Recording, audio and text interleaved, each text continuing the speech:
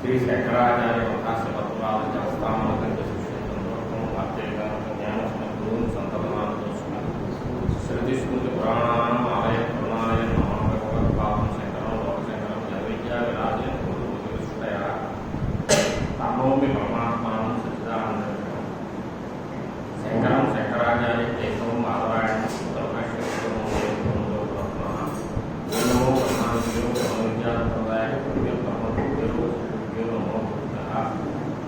సర్వోపలవైన ప్రజ్ఞానంగా ప్రతిగతో బ్రహ్మైవాస్మి బ్రహ్మైవాస్మి మాణిక్యశాస్త్రదోషాన్ గురునాస్తి బాధికా సర్వవిజ్ఞానాధిష్టానం. మామూలుగా ఏ పుస్తకానికైనా వ్యాఖ్యానాలు రాసినప్పుడు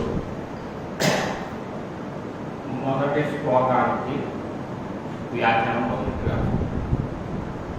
బ్రహ్మసూత్రాలలో మొదటి సూత్రం అథాదో బ్రహ్మ జిజ్ఞాస.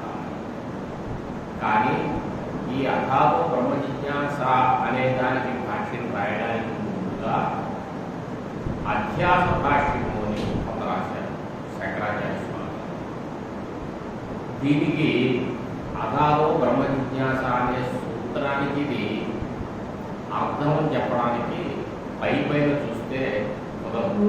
అంటే ఆ సూత్రం వ్యాఖ్యానం కాదు, అసలు అధ్యాస ఉందా లేదా, భ్రమ అనేది ఉందా లేదా అంటే లేదు అని పూర్వపక్షం చేసి ఉంది అని స్థాపించారు. దానికి అథాదో బ్రహ్మ జిజ్ఞాస అనే దానికి న్యాయంగా సంబంధం లేదు. అథాదో బ్రహ్మ జిజ్ఞాస అంటే ఎలాగ వస్తుంది, అథ అతహ బ్రహ్మ జిజ్ఞాస అంటే ఎవరైతే సాధన చతుష్టయ సంపత్తిని సంపాదించుకుంటారో సంపాదించుకున్న తర్వాత ఈ కర్మజ్ఞానం అనేటటువంటిది అనిత్య ఫలమే ఇస్తుంది కాబట్టి నిత్య ఫలాన్ని ఇవ్వదు కాబట్టి నిత్య ఫలమైనటువంటి మోక్షం కోసం బ్రహ్మ జిజ్ఞాస అంటే బ్రహ్మజ్ఞానం కొరకు విచారణ చేయాలి అనేది దాంట్లో పూర్వపక్షాలు ఉండొచ్చు, సిద్ధాంతాలు ఉండొచ్చు. తర్వాత అది అదృష్టం బాగుంటే ఓ అరగంటలో ఆధారంలో బ్రహ్మ జిజ్ఞాస పాఠమైపోవచ్చు, లేదా 4 రోజులు అవచ్చు. అదంతా చదువుకునే వాళ్ళు వాళ్ళ మీద ఆధారపడుతుంది. కానీ స్థూలంగా ఆ సూత్రాన్ని దీంట్లో అధ్యాస యొక్క ప్రవేశమే లేదు. ఈ అధ్యాస భాష్యం ఉన్నట్టుండి హఠాత్తుగా ఎందుకు రాశారు అని చాలామంది డౌట్ వచ్చింది. అంటే నేను అనుకున్నాం బ్రహ్మసూత్రాలు ఎందుకు వచ్చాయంటే ఉపనిషత్తు వాక్యముల యొక్క అర్థ నిర్ణయం కోసం. ఈ వాక్యానికి ఇదర్థమా అని సందేహం వచ్చే అవకాశం ఉంది. ఉన్నప్పుడు ఇది అర్థమే ఈ అర్థం కాదు అని పూర్వపక్షం అంటే లేదు ఇదే అర్థం అని నిర్ణయించడం కోసం బ్రహ్మసూత్రాలు. అలాగే మామూలుగా కావ్యాలు చదువుతుంటాం కదా మనం, సర్గలు ఇలాగ పదం సర్గాలు ద్వితీయ సర్గాలు అంటే పరిచ్ఛేదాలు ఇలా వింటూ ఉంటాం. ఇక్కడ కూడా అధ్యాయాలు పాదాలు ఉన్నాయి, కానీ ఇక్కడ అధికరణం పద్ధతిలో రచన చేస్తారు. పూర్వమీమాంస ఉత్తర మీమాంస రెండు మీమాంసలో కూడా అధికరణ పద్ధతిలో జరుగుతుంది. మిగతా శాస్త్రాల్లో ఈ అధికరణ పద్ధతి లేదు. అంటే ఒక్కొక్కడు విషయాన్ని బట్టి ఒక 4-5 సూత్రాలు కలిసి ఒక సబ్జెక్ట్ అనమాట, ఒక విషయం, ఒక అధికారం, అలాగా మొత్తం 555 సూత్రాలు అనుకున్నాం కదా, 128 అధికరణాలుగా విభజన చేశారు. ఒక్కొక్కడు ఒకే సూత్రం ఉంటుంది ఒక అధికరణం, ఒకప్పుడు 2 సూత్రాలు ఉండదు, ఒకప్పుడు 20 సూత్రాలు కూడా ఉన్న అధికరణాలు ఒకటి ఉంది, ఒక 20 కంటే పైన కూడా అలాగా ఉంది. అధికరణం అంటే ఏమిటి అంటే విషయో విశేషయో పూర్వపక్షస్తోత్తరం సంగతిశ్చేతి పంచాంగం శాస్త్రీయ అధికరణం. లేదా దీన్ని ఇంకొక రకంగా చెప్తూ ఉంటారు, విషయో విశేషయో పూర్వపక్షస్తోత్తరం ప్రయోజనం సంగతిశ్చ శాస్త్రీయ అధికరణం. అంటే ఒక విషయ వాక్యం తీసుకోవాలి, ఉపనిషత్ వాక్యాన్ని. ఆ వాక్యం అంటే ఒకటి విషయ అంటే విషయ అనే దానికి సంస్కృతంలో సంశయము సందేహము అని. అంటే ఈ వాక్యం ఈ విషయాన్ని చెప్పడానికి వచ్చిందా, ఈ విషయాన్ని చెప్పడానికి వచ్చిందా అంటే ఈ వాక్యానికి ఇది అర్థమా అదర్థమా అనేది సందేహం. పూర్వపక్షం అంటే ఇదే అనేది వేదాంతానికి విరుద్ధార్థం చెప్తూ పూర్వపక్షం. తథా ఉత్తమం ఏంటంటే అలా కాదు, వేదాంతానికి అనుకూలమైంది ఏ అర్థమైందో ఇదే అర్థం. అలాగే ఉన్నట్టుండి ఇప్పుడు నేను మాట్లాడుతూ ఆ కాళిదాసు రఘువంశంలో ఏం చెప్పాడంటే మొదలెట్టేది చెప్పడం మొదలెట్టే అనుకోండి, అది మహారాజు యుద్ధానికి పెడుతున్నప్పుడు అది దాని వర్ణన అది ఎలా ఉంది, ఏంటి ఉన్నట్టుండి సూత్రపాఠ్యం నుంచి అలా మాట్లాడుతున్నాడు, ఏదో మొత్తం మీద మ్యాథ్స్ తేడా ఉంది అని అనుకుంటారు అంతే కదా. చేత నా సంగతం ప్రయోగించి ఆ సంగతి అంటే ఏంటి అంటే పూర్వం చెప్పిన దానికి ఇప్పుడు చెప్పిన దానికి సంబంధం ఉండాలి.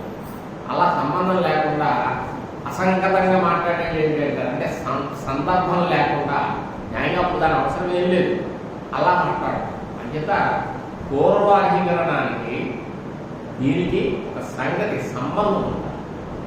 ఇలాగే ఈ 5 ఉండాలి అన్నారు. ప్రయోజనం కూడా ఉండాలి అని కొంతమంది.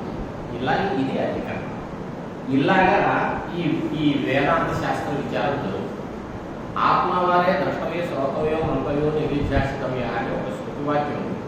ఈ శృతివాక్యం వల్ల బ్రహ్మజ్ఞానం కోసం అదే ఆత్మ విచారం అంటే బ్రహ్మ విచారం చెయ్యాలి అనేది ఈ వాక్యం యొక్క సారాంశము. అంచేత ఇది శాస్త్రానికి మొదలుకి ఇది ఉపోద్బలం. బ్రహ్మ విచారమే నానా రకాలుగా ఇక్కడ అనేక రకాలుగా చేయబడుతుంది ఈ సూత్రాల్లో. అసలు బ్రహ్మ విచారం చేయాలి అని అక్కర్లేదని ఏం చేసామనుకోండి, అప్పుడు ఈ శాస్త్రం ఇది రాయాల్సిన అవసరం లేదు. అసలు ఏ పుస్తకానికైనా నేను అన్నట్టుగా విషయ ప్రయోజన సంబంధ అధికారి అని 4 ఉండాలి. ఆ పుస్తకానికి విషయం సబ్జెక్ట్ ఉండాలి, ప్రయోజనం ఉండాలి, దానివల్ల ఏం ఫలితం వస్తుందో తేలాలి. తర్వాత అధికారి అది ఎవరు చదవాలి ఏమంటే రామాయణం ఉంది, మనలాంటి వాడు చదువుకోవడం కోసం రాశారు. రామాయణ సంగ్రహాన్ని పూర్వం వావిడివారి శబ్దమంజులో 10 పేజీలు ఉంటాయి. అది ఇంకా రిటైర్ అయిపోయి అక్కడ కూర్చుని రామాయణ సంగ్రహం చదువుకోమని కాదు. అది చిన్నపిల్లలకి శ్లోకాలు ఒక రకంగా బట్టి పట్టించడం కోసం రాసినటువంటిది. అంటే వయస్సును బట్టి తారతమ్యం ఉంటుంది, అనుభవాన్ని బట్టి తారతమ్యం ఉంటుంది.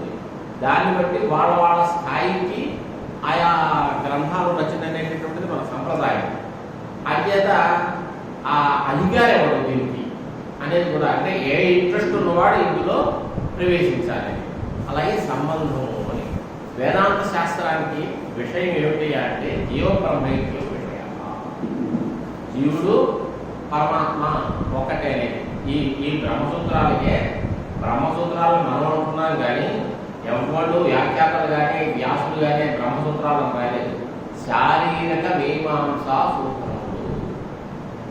శారీరక అంటే శరీరమేవ శరీరం తత్రభవ శారీరక అంటే కుచ్చితమైనటువంటి శరీరాభిమానం కలిగిన జీవుడు. ఈ జీవునికి బ్రహ్మ ఐక్య మీమాంస. మీమాంస అంటే తెలుగులో కొన్ని శబ్దాలు సంస్కృత శబ్దాలు విరుద్ధార్థాన్ని ఇచ్చేస్తుంటాయి. తెలుగులో వెళ్ళలా వద్దని మీమాంస కొడుతున్నాడు రావాడు అంట. మీమాంస అనే దానికి సందేహం అనే దానికి పర్యాయపదంగా తెలుగులో వాడతారు. కానీ మీమాంస అనే పదం సంస్కృతంలో విచారము, పూజిత విచార మీమాంస శబ్ద. ఆ విచారం కూడా ఇప్పుడు వందే భారత్ 130 కిలోమీటర్ల స్పీడ్ మీద వెళ్తుంది. ఇప్పుడు 160 కిలోమీటర్ల స్పీడ్ దాన్ని పెంచుతున్నారు పేపర్లో పడింది. కాబట్టి ఇప్పుడు ఇక్కడి నుంచి ఒంగోలుకి ఇప్పుడు ఎంతసేపు పడుతుంది, అప్పుడు ఎంతసేపు పడుతుంది, ఈ లెక్కలేయడం ఇదంతా ఒక విచారమే కదా. ఇది మీమాంస కాదు, పూజిత విచార అని అన్నారు. అంటే పూజిత విచార అంటే లౌకికమైనటువంటి వ్యవహారాలు కాకుండా ఆధ్యాత్మికమైనటువంటి పురుషార్థములో ఉపయోగించే విచారాన్ని మీమాంస అంటారు. ఏమండి అంటే మామూలుగా మీమాంసా శబ్దం విచారం అనే అర్థంతో వాడుతుంది. కానీ కొన్ని పదాలకి కొంతకాలానికి దాన్ని రూఢి చేసేస్తారు. అనేక అర్థాలు ఇచ్చినా దాన్ని సంకోచం చేస్తారు. పదార్థంలో మాల తెచ్చిపెట్టారు అనుకోండి, మీరు ఏం మాల తెస్తారు? ఓ దండ తెచ్చిపెట్టారు, పూలదండ తెచ్చిపెడతారు అంతే కదా. ఏ ముత్యాల దండ కదా, లేకపోతే ఇంకేమైనా దండలో వజ్రాల హారం దండ కదా, అన్ని దండలే. కానీ దండ మాల అనే శబ్దం పుష్పమాలకి ఆ రూఢం అయిపోయినట్టుగా ఈ మీమాంసార్థము విచారార్థకం అయినప్పటికీ పూజిత విచారం ముందు లక్షణ చేశారు. మీమాంస అంటే ఈ జీవుడికి బ్రహ్మ ఐక్య విచారం చేసేది కాబట్టి ఈ శాస్త్రం పేరు శారీరక మీమాంసా శాస్త్రము, శారీరక మీమాంసా సూత్రములు అని పేరు. మనం దాన్ని మెల్లిగా బ్రహ్మతో అభేదం విచారమే కాబట్టి బ్రహ్మసూత్రాలు అని అంటున్నాం. కానీ ఎక్కడ ఆచార్య బ్రహ్మసూత్రంలో అవలేదు. ఇది హాయిగా ఏ తేడా తెలుగులో అయితే తేడా ఉంటుందండి. ఎందుకంటే విచారం అనేది తెలుగులో షార్ట్ ఏదో అంటాను చూసారు, దానికి రూఢం అయిపోయింది. సంస్కృతంలో మటుకేం తేడా. బాధపడడం దుఃఖపడడంలో విచారం ఉంది, వాడు విచారగ్రస్తుడు అయిపోయారు. కానీ సంస్కృతంలో అలా ఇందులో ఏదవుతా ఈ శాస్త్రానికి విషయం ఏమిటి అంటే జీవ బ్రహ్మైక్యం. మనకి ఆ పరమాత్మతో ఐక్యం చెప్పడానికే ఈ శాస్త్రం. కాబట్టి ఏది చెప్పడానికి ఏ పుస్తకం ఉందో ఆ పుస్తకానికి అదే విషయం. సో ఈ పుస్తకానికి కాదు యావత్ వేదాంత శాస్త్రంతో విషయం ఏమిటి అంటే జీవ బ్రహ్మ ఐక్యం.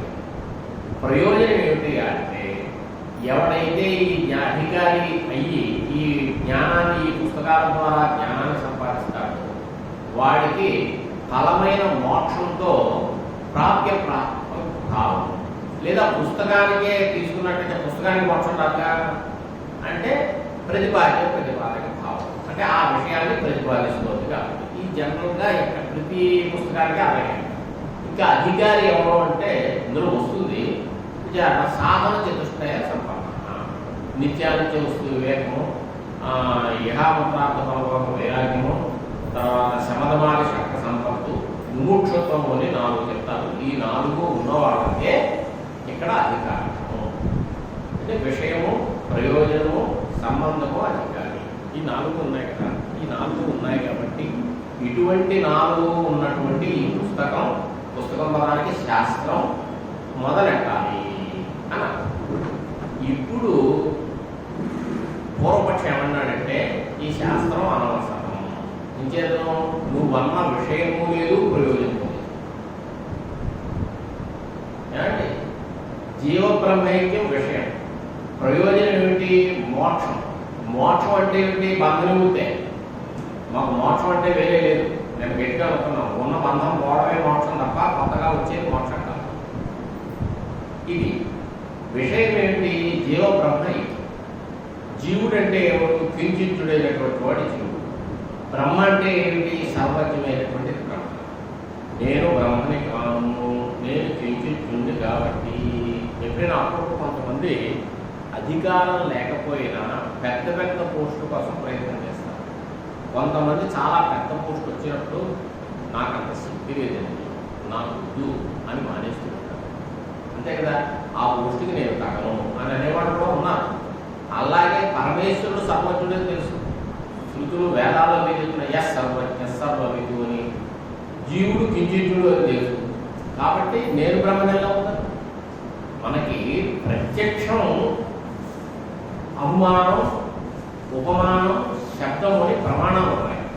ప్రత్యక్షం అంటే మన అనుభవం అనుకోండి, ఇంద్రియాల వల్ల కలిగేది. ఇంద్రియాల్లో మనసు కూడా ఉంది. ఏమండి, నేను రామ్లాల్ లేదు, అలాగే మీరు సుబ్బారావు ఏదో ఒకటి అనుకుంటున్నాం కదా. మనం ఒక ఉపాధి పరిచ్ఛిన్నులు కానీ మనకు అనుభవం ఉంది. ఆయనేమో సర్వజ్ఞుడు, సర్వవ్యాపుడు ఆ పరమాత్మ. అటువంటి పరమాత్మ నేనెలా అవుతాను? నాకంటే పరమాత్మ వేరు. ఏం చేద్దామో సర్వజ్ఞుడు కాబట్టి, సర్వజ్ఞుడు కంటే నేను వేరు. ఏం చేద్దామో కించిత్తుడు కాబట్టి అనే అనుమానం కూడా ఉంది. అనుమానం అంటే ఏంటి అంటే ఒక వస్తువును చూసి, కనపడే వస్తువును చూసి కనపడని దాన్ని నిశ్చయించుకోవడం. ఎలాగంటే ఒక పర్వతంలో వన్ను ఉంది, అది కనపడదు కానీ పొక్క కనపడుతుంది. నిప్పు లేదే పొగ రాదు. ఏమండి, ఇది అందరికీ రూల్ ఉంది. దాన్ని నియమం అంటారు, దాన్ని వ్యాప్తి అంటారు సంస్కృతంలో. అయితే దానికి పెద్ద లక్షణాలు 3 ఏళ్ళు చదువుతాం. ఆ వ్యాప్తి అనే దానికి లక్షణం 3 ఏళ్ళు చదువుతాం తర్కం చదివితే. కాబట్టి ఈ ధూమం అనే హేతు చేత వన్నీ ఉంది అని నిర్ణయించుకున్నట్టుగా కించిజ్ఞత్వం ఉండడం వల్ల నేను ఈశ్వరుడిని కాదు, సర్వజ్ఞత్వం లేకపోవడం వల్ల కూడా నేను ఈశ్వరుడిని కాదు అని నిర్ణయం వచ్చానుగా. అంచేత మన అనుభవం ఉన్నది, అనుమాన ప్రమాణం ఉన్నది, అంటే ప్రత్యక్ష ప్రమాణం ఉన్నది, అనుమాన ప్రమాణాలు, ఈ రెండు ప్రమాణాలు జీవేశ్వరుల యొక్క భేదం చెప్తూ ఉండగా ఈ జీవేశ్వర అభేదం జీవబ్రహ్మ ఐక్యం అంటేనే కదా, అది విషయం అనేది ఎలా కుదురుతుంది? కుదరదు. అంచేత విషయం లేదు. ఇక ప్రయోజనం ఏమిటి? ఈ తత్వజ్ఞానం వల్ల ఆ భ్రమ నివృత్తో బంధ నివృత్తో మోక్షం. జ్ఞానం వల్ల ఎప్పుడైనా ఏదైనా పోవడం మీరు ఎక్కడైనా చూసారా? అంటే ఇంటి నిండా 2 నెలలు ఊరు వెళ్ళారు తీర్థయాత్ర, వచ్చేసరికి 3 అంగుళాలు పెరిగిపోయింది మట్టి, చెత్త అంత, మొత్తం ఇల్లు బాతులు అన్నీ జెండాలుగా ఉంటాయి. ఇప్పుడు మీరు ఏం చేయాలి? చీపురు సర్ఫ్ అవన్నీ ఇచ్చుని తోవడం మొదలెట్టాలి. కానీ ఈ మకిలంతా, ఈ చెత్తంతా పోవుగాక, ఈ చెత్తంతా పోతుంది అని మీకు జ్ఞానం కలిగితే, ఈ జ్ఞానం వల్ల ఎప్పుడైనా ఏదైనా జరిగింది అలాగా? జ్ఞానం వల్ల అలా జరిగితే అది అప్పుడు కూర్చి దగ్గర ఏమంటే ఒంటింట్లో వంట అవుగాక, అదో జ్ఞానం వంట అసలు అట్లాగా ఈ విధంగా కష్టాలన్నీ అనవసరం. జ్ఞానం వల్ల అంటే నాకు తృప్తి కలుగుగాక, కడుపు వెళ్ళిపోతుంది. దానికి ముందు బియ్యం తీసుకురాగాక, అంటే కొట్లోంచి బియ్యం వచ్చుగాక, ఇవన్నీ అనవసరం. ఇలాగే ఉన్నాగా అందరం. అలా ఎవరైనా ఉన్నాడా? ఎవరైనా అనుభవంలో ఉన్నా? జ్ఞానము వల్ల ఏదైనా పోవడం అనేది అసంభవమైన విషయం. ఎక్కడ అనుభవం లేదు. జ్ఞానం అజ్ఞానస్యైవ నివర్తకం. జ్ఞానం ఏం చేస్తుంది? అజ్ఞానాన్ని మాత్రమే పోగొట్టదు. అంతేగాని నీ సంసారాన్ని పోగొట్టదు, బంధాన్ని పోగొట్టదు. కాబట్టి ప్రయోజనం లేదు. అంటే మీరు ఏ ప్రయోజనం చెప్తున్నారు ఈ శాస్త్రానికి? జ్ఞానం వల్ల మోక్షం వస్తుంది, జ్ఞానం వల్ల మోక్షం రావడం అంటే జ్ఞానం వల్ల బంధం పోతుంది అని చెప్పారు. జ్ఞానం వల్ల ఏది పోతం తెలిసినప్పుడు బంధము పోదు. అంటే జ్ఞానం వల్ల బంధం పోవడం అనే విషయం ఉండటం లేదంటే లేదు. విషయం లేదు, ప్రయోజనం లేదు. ఇక 2 లేకపోతే, ముఖ్యమైన 2 లేవు. ఇక అధికారి ఉంటే ఏమిటి, లేకపోతే ఏమి చెప్పండి. ఏమంటే పూర్వం సినిమాలు వెళ్ళినప్పుడు అక్కడి నుంచి పెట్లు వచ్చేవి, ఒక రీలు పెట్టిలో. అవి ఇంకా రాలేదు, కూర్చోబెట్టేవాడు. ఏమంటే అవి రానప్పుడు ఏ టికెట్ తీసుకుంటే ఉపయోగం చెప్పండి? సినిమాకి ఏం ఉండదు. అలాగా మీకు విషయం అధికారం ఉన్నాడు, సినిమా చూడడానికి ప్రేక్షకులు ఉన్నారు, కానీ రీల్ రాలేదు. రీల్ రాకపోతే సినిమా ఎక్కడ ఉంటుంది? ఉండదు. అలాగే విషయం మీరు అధికారం ఉండొచ్చు, మీరు చెప్పినట్టు ఎవడైనా ఉండదు, ఓకే ఒప్పుకుంటాం, సంబంధం ఉండొచ్చు. కానీ విషయ ప్రయోజనాలు అందించారు. అవి 2 లేకపోతే ఇంక శాస్త్రం మొదలెట్టాల్సిన అవసరం లేదు అని చెప్పారు.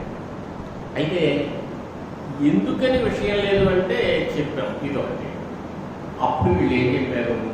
అయ్యా, జీవుడు నేను బ్రహ్మ కాదు అని అనుకుంటున్నాడు కదా, నేను కర్తని భోక్తని, నేను త్రిజుత్తుని, ఇది భ్రమ వల్ల వచ్చింది అయ్యా. వాస్తవానికి వీడికి త్రిజుత్తుడు కాదు, వీడికి కర్తృత్వమూ లేదు, వీడికి భోక్తృత్వమూ లేదు. నిన్న చెప్పుకున్నట్టుగా అగ్ని దహిస్తోంది, కాలుస్తోంది, అట్లగాడ కాల్చట్లేదు. కానీ మనం ఏమనుకుంటాం?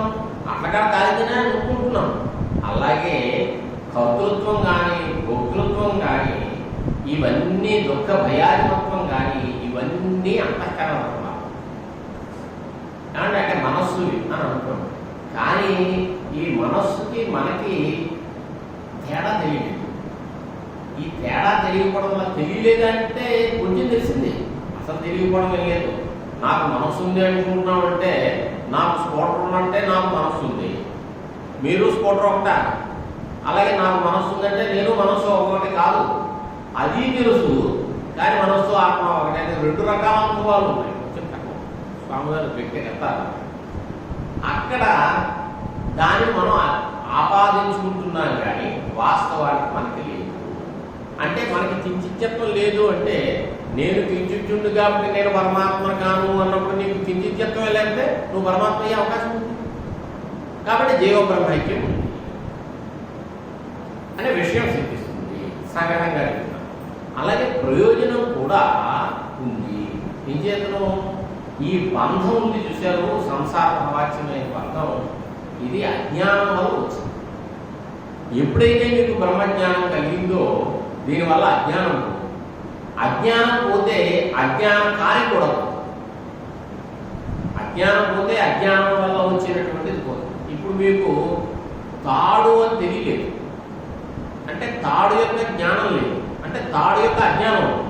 ఈ తాడు యొక్క అజ్ఞానం వల్ల ఏం జరిగింది అని పావుగా కలిగింది.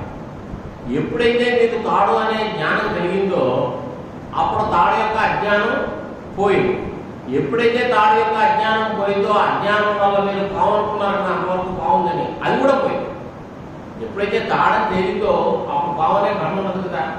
అలాగే ఎప్పుడైతే మనకి బ్రహ్మ జ్ఞానం కలిగిందో దానివల్ల అజ్ఞానం పోయింది, అజ్ఞాన కల్పితమైనటువంటి సమస్త ప్రపంచము సంసారము పోయింది. అంటే ఏమైనట్టు జ్ఞానం వల్ల బంధ నివృత్తి రూప ప్రయోజనం కూడా. కాబట్టి విషయ ప్రయోజనాలు ఉన్నాయి కాబట్టి ఈ శాస్త్రం మొదలటాలి. ఇప్పుడు అసలు అజ్ఞానం అధ్యాస ఉంటే కదా ఇదంతా, అసలు అధ్యాస కుదురుతుందా లేదా అని విచారణ చేసి ప్రపంచం అధ్యస్థం అనేది ఒక పదం. అధ్యాస కుదరదు అంటే ప్రపంచం సత్యము అని ఒక పదం. సత్యమైతే జ్ఞానం వల్ల నివృత్తి కలుగుతుందా? కలదు. సత్యమైతే జ్ఞానం వల్ల పోతుందా? ఇప్పుడు తాడును పాము అనుకున్నాం అజ్ఞానం వల్ల, ఆ పాము భ్రమ కల్పితం కాబట్టి తాడని తెలుసుకుంటే పోతుంది. కానీ నిజంగా అక్కడ సత్యమే ఉంది, సత్యమైన పాము ఉంది. ఇది తాడు అని మీరు తెలుసుకుంటే అలా ఆ తెలివే తెలివి కాదు. పావును తాడు అనుకుంటే భ్రమేగా, తాడు పాము అనుకున్నట్టుగా పావును తాడు అనుకుంటే అది భ్రమే. అది న్యాయంగా తెలివి అంటుందండి, తెలివి తక్కువ అన్నారు. తెలివి తక్కువ, దానివల్ల మీకు పాము తాడైపోతుందా? పాము పోతుందా? పాము అలాగే సత్యపాము అయితే జ్ఞానాజ్ఞానాల పాదు ఆ పాము పట్టే వాటిని తీసుకొచ్చిందేనే అది పోతుంది అక్కడి నుంచి. లేదా దానంతటా అది వెళ్ళాలి తప్ప మీరు అనుకోకపోవడం వల్ల అక్కడ ఉన్న పాము ఉన్న పాము అయితే, అనుకున్న పాము అయితే మీరు అనుకోవడం వల్ల పోతుంది. అంతే కదా ఏమండి? నిజంగా పాము ఉంది అనుకోవడానికి కర్మ వల్ల వచ్చింది, లేదా పాపంగా వచ్చిందంటే మళ్ళీ పాపంలో పోవడమో మీరు తీసుకుంటూ పోవడమో చేయాలి. కర్మ వల్లే పోతుంది. కర్మ ఈజీగొట్టు కర్మే పోవడానికి. జ్ఞానం లేకపోవడం వల్ల వచ్చింది అనుకోండి, అజ్ఞానం వల్ల, అది జ్ఞానం వల్ల, ఇది పక్క. కాబట్టి అసలు భ్రమ లేదని తెలిసామనుకోండి, అప్పుడు ఈ ప్రపంచం సత్యం. సత్యం అయితే జ్ఞానం వల్ల పోతుంది.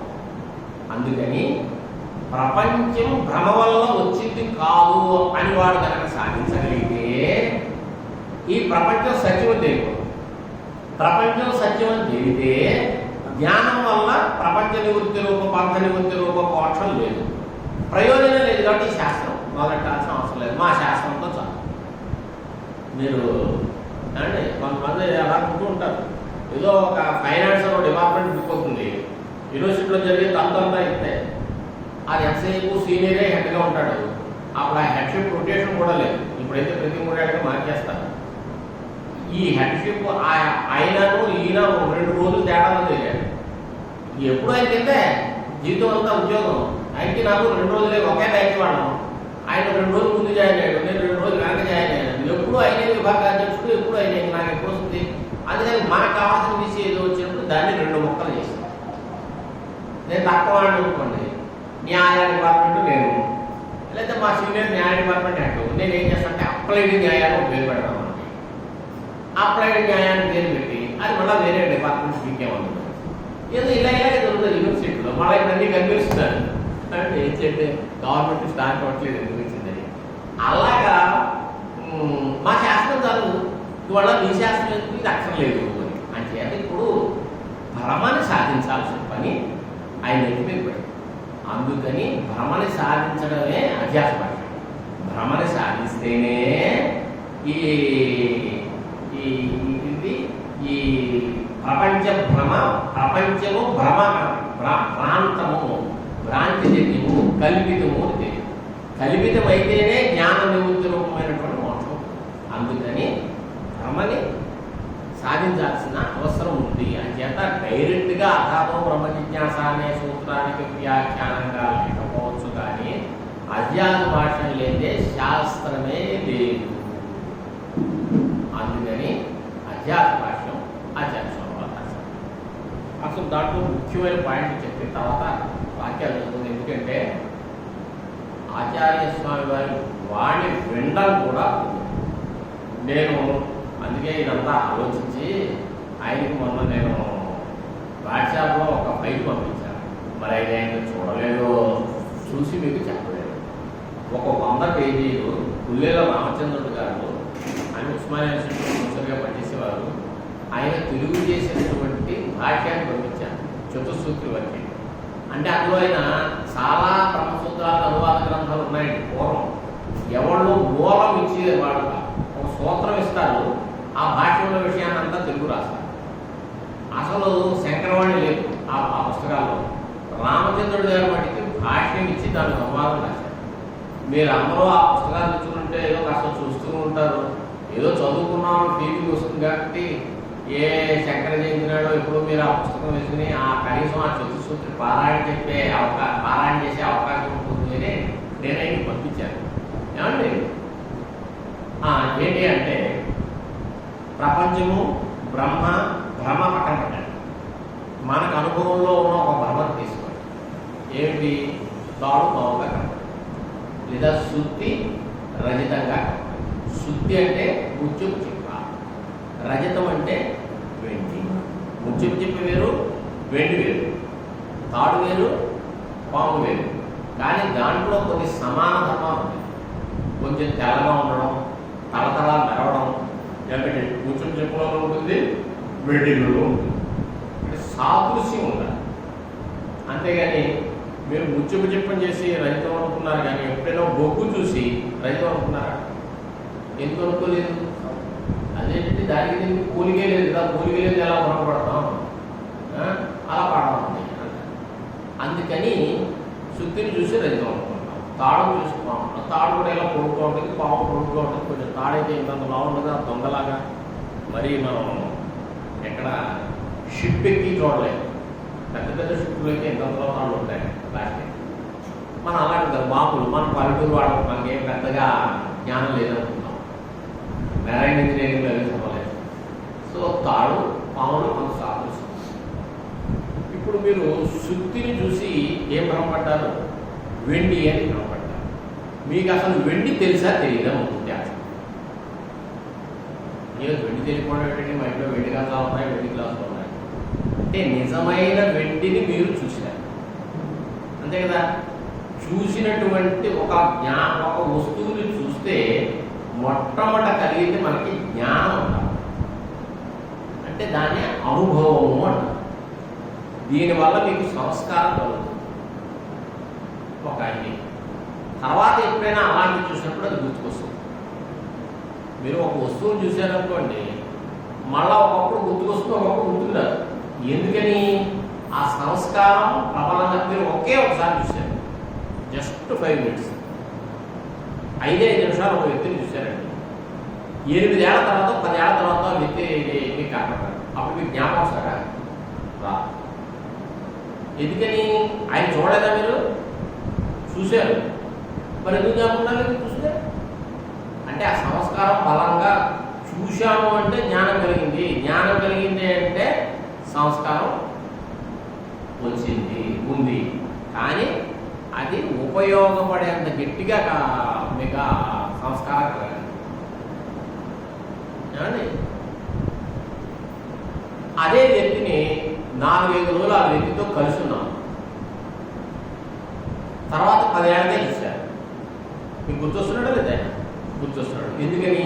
సంస్కారం బలంగా. ఈ సంస్కారానికి ముందే ఉండాలి అనుభవం.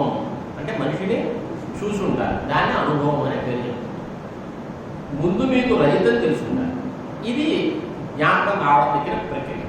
అలాగే మీకు భ్రమ కలగాలి అంటే, ఒక వస్తువును చూసి ఇంకో వస్తువు అనుకోవాలి అంటే, ఆ ఏ వస్తువు అనుకుంటారో ఆ వస్తువును పూర్వం మీరు ముందు చూసి ఉండాలి. తాడును చూసి పాము అనుకున్నప్పుడు మీరు పావును చూసి ఉండాలి పూర్వం. మీకు పావు అంటే తెలిసి ఉండాలి. ఆ పాము వల్ల వచ్చేటటువంటి ఇబ్బందులు కూడా తెలుసుంటేనే మీరు భయపడతారు, లేకపోతే మీరు ఎందుకు భయపడతారు? భయపడరు. ఇవన్నీ నిజమే. అంటే నిజమైన పామును చూసి దానివల్ల మీకు సంస్కారం కలిగి ఉంటే అప్పుడు తాడును చూసి ఈ సాదృశ్యం వల్ల పాము గుర్తుకొచ్చి ఏమవుతుందంటే ఇక్కడ ఉందని అనిపిస్తుంది. ముందు గుర్తుకు రాదు పాము. ఆ సంస్కారం వల్లే అధ్యాత్మ భ్రమ కలుగుతుంది. సంస్కారం లేకపోతే భ్రమ కలుగుతుంది. మీకు అసలు ఈ పాముని ఒక నిమిషం అర నిమిషం చూశారనుకుందాం, ఆ పాము వల్ల మీకు ఆ సంస్కారం సరిగ్గా కలగలేదు.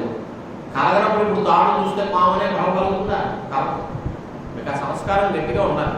సంస్కారం గట్టిగా ఉండాలంటే పూర్వం ఖచ్చితమైన భ్రమ బాగా కలిగి ఉండాలి. ఇది అప్పుడు మీకు పాము అనే భ్రమ కలుగుతుంది. ఎక్కడ కలిగింది మీకు పాము అనే భ్రమ? తాడు ఎందుకు కలిగింది. సో ఇప్పుడు తాడు పాము అనే రెండు వచ్చాయి. ఈ తాడు పాముగా కనపడేదని మనకి భ్రమ కనపడలేదు. తాడే పాము అని కలుగుతుందా? ఇది పాము అని కలుగుతుంది. ఎదురుకుండా మీకు తాడు ఉందండి ఏమండి, దాని ఎందుకు మీకు పాము అని భ్రమ కలిగింది. అంటే ఇది పాము అనుకుంటారా, ఈ తాడు పాము అనుకుంటున్నారా? ఇది పాము అనుకుంటున్నా. ఇక తాడు అనేది మనకు తెలియదు. అంటే తాడు అనే అంశం మనకి అజ్ఞానం అయిపోయింది. నిజంగా అక్కడ తాడు ఉంది, నిజంగా అక్కడ తాడే ఉంది, మీకు తాడుగానే తెలుసు. ఇది తాడు అనుకున్నారు. ఇది తాడు అనుకుంటే రెండు అంశాలు ఉన్నాయి. ఇది అనేది ఒకటి, తాడు అనేది ఒకటి. న్యాయంగా తెలుగులోగా అంట బిగించిరాదు. రజ్జుత్వం. రజ్జు అంటే తాడు, తాడులో ఉండే ధర్మం అందులో ప్రకారం. ఇది అంటే ఏమిటి? తాడే. అంటే ఈ తాడు తాడుత్వం అనే ధర్మం కలిగి ఉన్నది అని అనుకోండి. అంటే గోలో గోత్వం ఉందా లేదా, మనుషులో మనుషులత్వం ఉందా, అందులో తాడు ఏముంటుంది? తాడుత్వమే ఉంటుంది. కాదన్నానికి ఎవరున్నారు? మనమే పరీక్షకే కూర్చోలేదు. తాడుత్వం అని సరిగ్గా రాయలేదు కాబట్టి నీ పేపర్ ఫెయిల్ చేశాననే కూడా మనకు చెప్పలేదు. మనకు అర్థం కూడా వచ్చు. సో ఇప్పుడు ఇందులో రెండు అంశాలు ఉన్నాయి. ఇది అనేది ఎక్కడైనా సమానమే. ఇది తాడు, ఇది పాము, ఇది కొండ, ఇది మైకు, ఇది గ్లాసు, ఇది బల్ల, ఇది కుర్చీ, అన్నీ ఇది ఇది ఇది ఇది అని సమానం. విశేషం ఏంటి? అందులో ఉండే ధర్మం. కుర్చీలో ఉండే కుర్చీత్వం, తాడులో ఉండే తాడుత్వం, మైకులో ఉండే మైకుత్వం. ఎప్పుడు భ్రమ కలుగుతుందంటే ఈ రెండంశాల్లో సామాన్యాంశ తెలియాలి, విశేషాంశ తెలియదు. ఇది అని కూడా మీకు కనపడలేదనుకోండి, అప్పుడు పాము అనే భ్రమ కలుగుతున్నట్ట. ఇది గ్రహింపబడాలి. ఇదిగా అసలు మీకు కళ్ళకే ఏమీ కనపడలేదు అనుకున్నాం అంటే అప్పుడు విశేషాంశాలు లేదు, సామాన్యాంశాలు లేదు జ్ఞానం. అప్పుడు పాము అనే భ్రమ కలుగుతుందా? ఇది అని తెలియాలి. తాడుత్వం కూడా తెలిసిపోయింది అనుకోండి, రజ్జత్వం, అప్పుడు పాము అనే భ్రమ కలుగుతుందా? కాబట్టి సామాన్యాంశ యొక్క జ్ఞానం ఉండాలి, విశేషాంశ యొక్క అజ్ఞానం ఉండాలి. ఈ రెండు ఉండి ఆ పూర్వం పావును చూసినటువంటి అనుభవం ఉంది కదా, ప్రమాణం, నిజమైన పావును చూసిన సంస్కారం, ఆ సంస్కారం ఉండాలి. అప్పుడు ఇది పాము అని క్రమం. సో ఈ విషయంలో స్పష్టత వచ్చింది కదా. ఇందులో తాడు పాము అనేది మాట్లాడుతున్నప్పుడు ఆ శాస్త్రీయ పరిభాషలో మాట్లాడితే ఒకటి అధిష్టానము, రెండోది ఆత్మ. తాడు దేని యందు దేని యొక్క భ్రమ కలిగిందో ఆ ముందుది అధిష్టానము, రెండోది ఆత్మ. తాడు యందు పాము యొక్క భ్రమ కలిగితే తాడు అధిష్టానము, పాము ఆరు. ఈ భ్రమని ఉదాహరణ కోసం ఇక్కడ గుట్లో పెట్టండి. ఇలా గుట్లో అంటే గుట్లో. ఇప్పుడు తాడు స్థానీయ పరమ, పాము స్థానీయ ప్రపంచం. ఈ బ్రహ్మయందు ఆత్మయందు, బ్రహ్మ అంటే అక్కడెక్కడ కాదు, ఇదే ఆత్మయందు ప్రపంచ భ్రమ కలిగింది. అంటే ఏముండాలి? బ్రహ్మలో అసలు ఇది అని తెలియ ఉంటారు. అక్కడ విశేషాంశం ఏంటి, సామాన్యాంశం ఏంటి అని విచారం తర్వాత చేద్దాం. అంటే అది అంత గమ్ముని పట్టించుకోలేము. అంటే ఇందులో ఎవరైనా పెద్దవాళ్ళు ఉంటారు, నేను ఇలా మాట్లాడుతున్నాను కదా, మీరు ఏమి ఫీల్ అవ్వకండి, మా పొట్టక ముందు నుంచి వింటున్నాను అనేది నాకు తెలియదు. ఎవడో అక్కడ తెలియవాడు ఉంటారు ఖచ్చితంగా. నేను వాడికే చెప్తున్నాను అనుకోండి. లేదా ఈ చెప్పే పద్ధతిది కాబట్టి చెప్తున్నాను వాడు అంతే తప్ప మిమ్మల్ని తక్కువ చేసి ఇప్పుడు నేను బాగులేదు లేదు. అధిష్టానం ఏమిటి? ఆత్మ. ఆరోపణ ఏమిటి? దేని యొక్క ఆరోపణ జరిగింది? ప్రపంచం యొక్క ఆరోపణ జరిగింది. ఇప్పుడు ఏమేమి ఉండాలి? ఆ పరమాత్మలో 2 ధర్మాలు ఉన్నాయనుకోండి. సామాన్య ధర్మము, విశేష ధర్మము. తాడులో ఇదంతము, ఇది అనే అంశ, తాడుతం అనే అంశలాగా ఈ పరమాత్మలో 2 అంశాలు ఉండాలి. ఓకే, అందులో సామాన్యాంశ తెలియాలి. తెలిసింది సత్ అనేది తెలిసింది. విశేషాంశం ఏంటో తెలియలేదు. ఇది ఓకే. ఇంతవరకు ఇతను పరమాత్మ యొక్క జ్ఞానం మనకు లేదని మన అందరికీ తెలుసు. కాబట్టి పరమాత్మ విషయమైనటువంటి అజ్ఞానం ఉంది అనడంలో మనకి ఏం ఇబ్బంది లేదు. పరమాత్మ జ్ఞానం ఉందంటే ఇబ్బంది కానీ అంతే కదా. నువ్వు జ్ఞానం అంటే నువ్వు జ్ఞానం ఇలా కళ్ళు ఎలా చూస్తా కాబట్టి నీకంటే తెలివి తక్కువ అంటే ప్రతి కూడా సంతోషించేవాడే. కాబట్టి బ్రహ్మ అజ్ఞానం ఉంది మనకి తెలియలేదంటే ఓకే అందరూ ఒప్పుకోమండి. అజ్ఞానం ఉంది, ఈ సరిపోయింది. ఇప్పుడు మనకి ఇంకో పార్టీ ఏం కావాలి? పూర్వం మీరు ప్రపంచాన్ని చూసిన అనుభవం ఏదైతే ఉందో ప్రముందో ఆ ప్రమాజన్యమైనటువంటి సంస్కారం ఉండాలి. అది ఉందా లేదా ఆలోచించాలి. మీరేమో కల్పితం అన్నారు కదా. ఇదంతాను పాము తాడు దగ్గర 2 ఉన్నాయి. తాడు ఉంది, కోట్లో తాడు ఉంది, ఇంట్లో పాము ఉంది. ఏదో పార్టీలు అనుకోండి 1000 తొక్కలో పెట్టిన బోర్డు ఇళ్లలో బాగున్నాయి. 3 మందికి మా చిన్నప్పుడు మా ఇంట్లో 3 పాములు ఉండేది మా పల్లెటూరులో. మనకి పాము ఉంది, తాడు ఉంది, 2 ఉన్నాయి. కానీ మీరు మీ వేదాంతం ఏం చెప్తున్నారు? జ్ఞానాచికించిన అది ఇది అది అని చెప్పి శృతులని పేరు పెట్టి మీరు బ్రహ్మ ఒక్కటే సత్యము, మిగతాది ఏది లేదు అని ఏం చేశారు కదండి సిద్ధాంతంలో. అంటే మీకు ఆ వస్తువు ఉంటే దాని యొక్క అనుభవం కలిగితే దాన్ని ప్రమాణం. ఉన్న వస్తువు యొక్క జ్ఞానం కలిగితే ప్రమ. ఆ భ్రమ కలిగితే దానివల్ల మీకు సంస్కారం ఉండుంటే అప్పుడు ఇక్కడ భ్రమ కలగచ్చు. కానీ మీకు ప్రపంచ ప్రమాజన్య సంస్కారం ఉందా? ప్రపంచ విషయక భ్రమ ఉందా? ప్రపంచమే లేదుగా.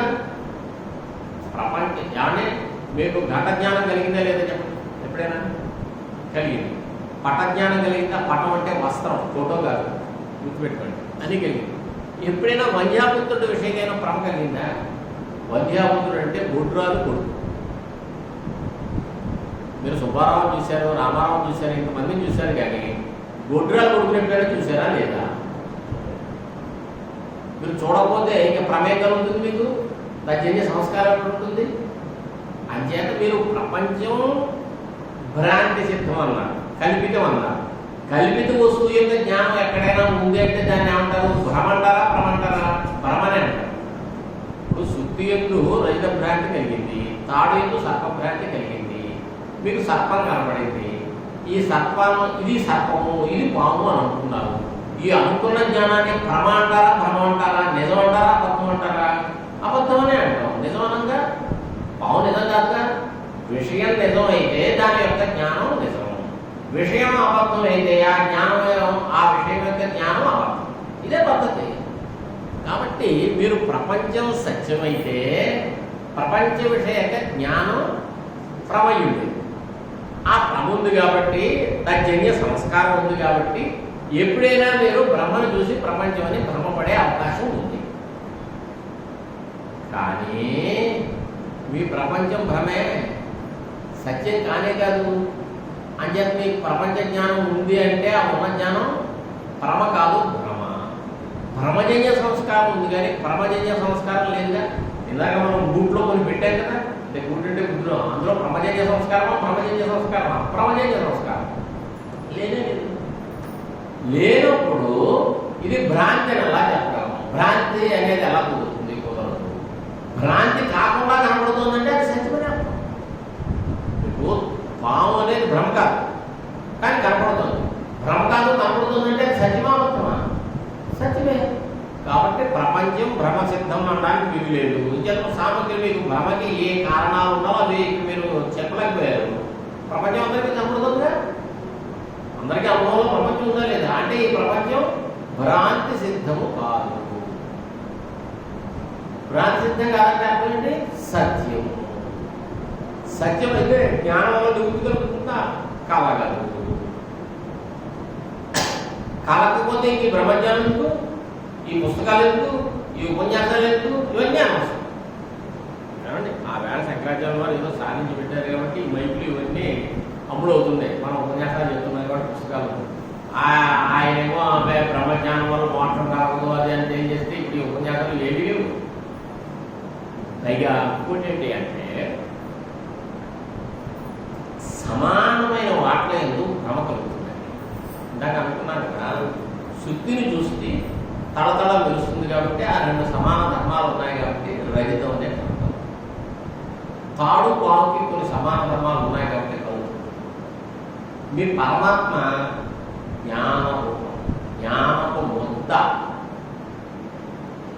ఏమండి ఆనంద ఘన, చైతన్య ఘన అంటే సైంధవ ఘన అంటారు చూసారు. మామూలు పదం ఉందేమో కానీ సైంధవలో ఉండమని ఇంతంత బెడ్డల కింద ఉంటుంది, ఇంతంత మొక్కల కింద మనం చూసి అతలాక ఎంత ఉంటాయో తెలియదు. అలాంటిది మీ బ్రహ్మ. అది విషయి అంటే దృక్.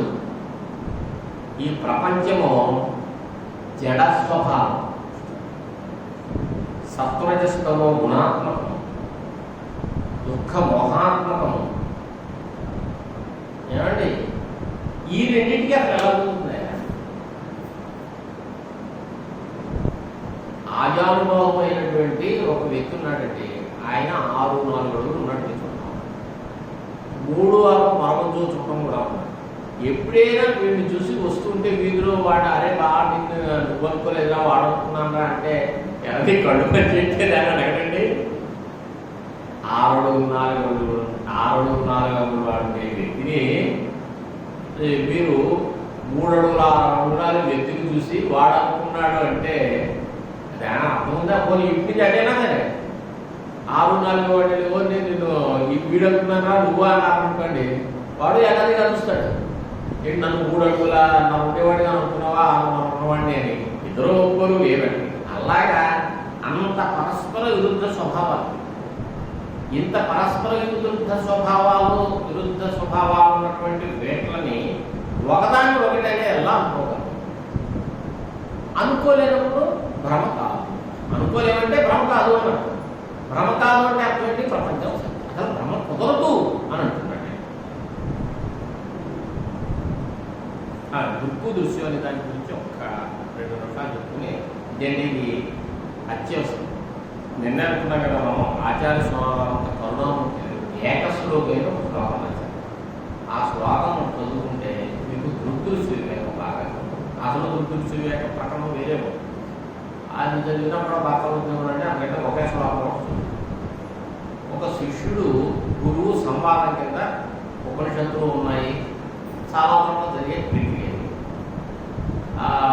గురువు గారిని ఆత్మతత్వం గురించి అడిగాడు, ఆత్మ తెలుసుకోవాలి అని. అంటే ఆయన ఏం చెప్పాడంటే ప్రపంచంలో 2 రకాలు ఉన్నాయి, తెలిసేది తెలుసుకునేది. తెలుసుకునేది ఆత్మ అంటే ఎలా సరిపోతుందండి? ఏమంటే ఇక్కడ మేనేజర్ అంటే ఎవరంటే అని అడిగామనుకోండి, అయ్యా ఈ మొత్తం ఈ బ్రాండ్కి హెడ్ అంటే సరిపోతుందండి, ఆయన్ని చూపించాలి కదా. మీరు మేనేజర్ని కలవడానికి వెళ్ళారు, ఏమంటే ఇక్కడ మేనేజర్ ఎవరంటే అంటే ఈ బ్రాండ్కి హెడ్ అంటే మేనేజర్ అని చెప్పి వాటి చూసుకుంటే మీకు ఏం ఉపయోగం కలిగింది? ఏం కలగలేదు. వాడు ఎక్కడ ఉంటాడో, ఒకవేళ అందులో లేకపోతే ఆయన ఎక్కడ ఉన్నాడో చెప్పాలి, ఆయన చూపించాలి, అప్పుడే మీ ప్రయోజనం జరుగుతుంది. అలాగే గురువుగారు అలా చెప్పిస్తే ఏం తెలిసిపోతుంది అంటే ఏది తెలుసుకునేది ఏది అంటే మన కళ్ళు తెలుసుకుంటాను అంటే కన్నే ఆత్మ కాదు కదా. అందుకని తెలియడం అంటే ప్రకాశం, జ్ఞానం తెలుపు చేస్తుంది అని చెప్పడం కోసమని కింజ్యోతిస్తవ ఆనుమానహనిమే రాత్రో ప్రదీపాదికం స్యాదేవం రవిదీప దర్శన విధో కింజ్యోతిరాఖ్యాయిమే చక్షుస్తస్య నిమేలనాది సమయే కింజీర్ధియో దర్శనే తత్రాహం పరమం భవాం పరమకం జ్యోతిస్తదస్మి ప్రభో. ఆత్మస్వరూపం చెప్తూ నీకు దేని వల్ల ఏది తెలుస్తోందో అది ఆత్మ అని చెప్పడం కోసం నీకు ఈ ప్రపంచం అంతా దేని వల్ల తెలుస్తుంది అని. అయ్యా లైట్ ఉంటే తెలుస్తుంది, లైట్ లేకపోతే ఏం తెలుస్తుంది చెప్పండి మనకి. కిం జ్యోతి తవ భానువాననిమే రాత్రులు ప్రదీపాధికం. పగలు సూర్యుడండి, రాత్రి దీపాలు. సరే బాగుంది. నిన్న మనం ఏమనుకున్నాం, గృహారామాదులే ఆత్మకున్నాం. ఇళ్ళు పొలాలే, ఇళ్ళు పొలాల కంటే సూర్యుడి దగ్గరికి వచ్చారు కదా, సంతోషమే, దగ్గరికి వచ్చారు. సరే, ఇంటికి నీకు సూర్యుడు కనపడుతున్నాడా లేదా? అయ్యో సూర్యుడు కనపడుతున్నాడండి. దీపం కనపడుతుందా లేదా? కనపడుతుందండి. మరి ఇవి దేని వల్ల కనపడుతున్నాయి అంటే ఇవి రెండు కనపడుతున్నాయి, కనిపింపజేసేవి కావు. గట్టిగా చెప్పాలి అంతే కదా, అవి కనపడుతున్నాయి అండి. స్యాదేవం రవిదేవ దర్శన విజ్యోతిరాజ్యాహిమే. ఇలా అయితే నీకు సూర్యుడు కనపడుతుందా లేదా? కనపడుతున్నాడండి. దీపాలు కనపడుతున్నాయా లేదా? కనపడుతున్నాయండి. ఇవి కనపడటంలో ఏమి కాదు, దేనివల్ల ఇవన్నీ కనపడుతున్నాయి అన్నాడు. గుడ్డివాడు ఇవేం కనపడదు కదా, మనకే కదా కనపడుతున్నాయి. చక్షు, కన్ను వల్ల ఇదంతా కనపడుతున్నాయి. అంటే ఏమైంది, ఇంద్రియాలు దాకా వచ్చాం. బయట గృహారామాదులు శరీరం వదిలేసి ఇంద్రియం ఆత్మ అనే దగ్గరికి వచ్చాం కొంచెం కొంచెం. అయితే కళ్ళు మూసుకున్నప్పుడు నీకేం తెలియట్లేదా? గుడ్డివాడి ఎంఏలు పిహెచ్డీ చేసి ఐఏఎస్ చేసి కరెక్ట్గా చేసేస్తున్నారు కదా, మరి వాళ్ళకి అర్థమేంటి? కన్ను లేకపోతే వాళ్ళు లేనట్టేనా? కన్ను లేకపోయినా స్ఫురణ ఉండదు, అంటే మనకి విషయాలు తెలుస్తున్నాయి. దానికి ఏమిటి కారణం? కన్ను కారణం అన్నాను లేదు. కన్ను లేని వాడికి జ్ఞానం కలుగుతున్నప్పుడు జ్ఞానం కలగడానికి కన్నే కారణం అంటే ఎలా కలుగుతుంది? చక్షు తస్య నిమేళనాది సమయే. అవి కళ్ళు మూసుకున్నప్పుడు అప్పుడు నీకు దేని వల్ల జ్ఞానం కలుగుతోంది, స్ఫురణ కలుగుతోంది అంటే ధీహి, బుద్ధి వల్ల, మనస్సు వల్ల. అంటే మన మనస్సు బలహీనంగా ఉంటుందండి. ఇన్ని ఇంద్రియాలన్నీ ఉన్నాయి కదా, ఇంద్రియాలు లావుతూ ఉంటాయి. ఈ ఇంద్రియాలు పనిచేయడం మానేసేసుకోండి, ఈ లేని వాడికి ఆ మనసు చాలా బాగా ఉంటుంది. మనం 10 సార్లు చదివితే రాదు కానీ వాడికి 2 సార్లు వచ్చేస్తుంది. చక్షుస్తస్య నిమేళనాది సమయే కింధి కిం ధీహి ధియో దర్శనే. నీకు మనసు ఉందని తెలిసిందా లేదా? తెలిసిందండి. నేను అనుకున్నాను కదా, నాకు మాత్రం మనసు లేదనుకున్నావా? నాకు మనసు ఉంది అనుకున్నాను కదా. మనస్సు ఉంది అని తెలిసింది. ఈ మనస్సు ఉందనే విషయం దేని వల్ల తెలిసింది? మనస్సు వల్లే తెలిసిందంటే నాకు లేదు. చేతంటే ఏది దేని వల్ల తెలిసిందో అది కర్త, తెలియబడింది కర్మ అని అవుతుంది. కన్ను వల్ల ఘటన తెలిసిందనుకోండి, కన్ను ఘటనను చూసినో అనుకోండి, నిజమా అబద్ధం తర్వాత చెప్పండి. కన్ను వలన మనిషి చూస్తాడు కానీ కన్ను చూడదు. అదే నిజం అనుకుంటున్నా, అప్పుడు కన్ను కర్త, చూడటం అనేది కర్మ, ఘటం అనేది అదే క్రియ, ఘటం అనేది కర్మ. ఇప్పుడు మనస్సు ఉందని దేని వల్ల తెలిసిందంటే మనస్సు వల్లే తెలిసిందే అంటే మనస్సు కర్మ, మనస్సు కారణం అయిపోవాలి. అది కుదరదుగా, ఒకే వస్తువు రెండు కుదరవు. అందుకని తత్రాహం పరమం భవాం పరమకం జ్యోతిస్తదస్మి ప్రభో.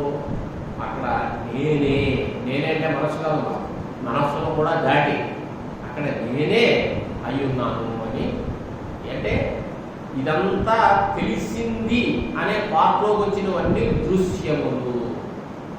ఏదైతే దీన్నంతటినీ తెలుసుకుందో, దేనివల్ల ఇదంతా తెలిసిందో అది దృక్కు. ఏమిటా దృక్కు?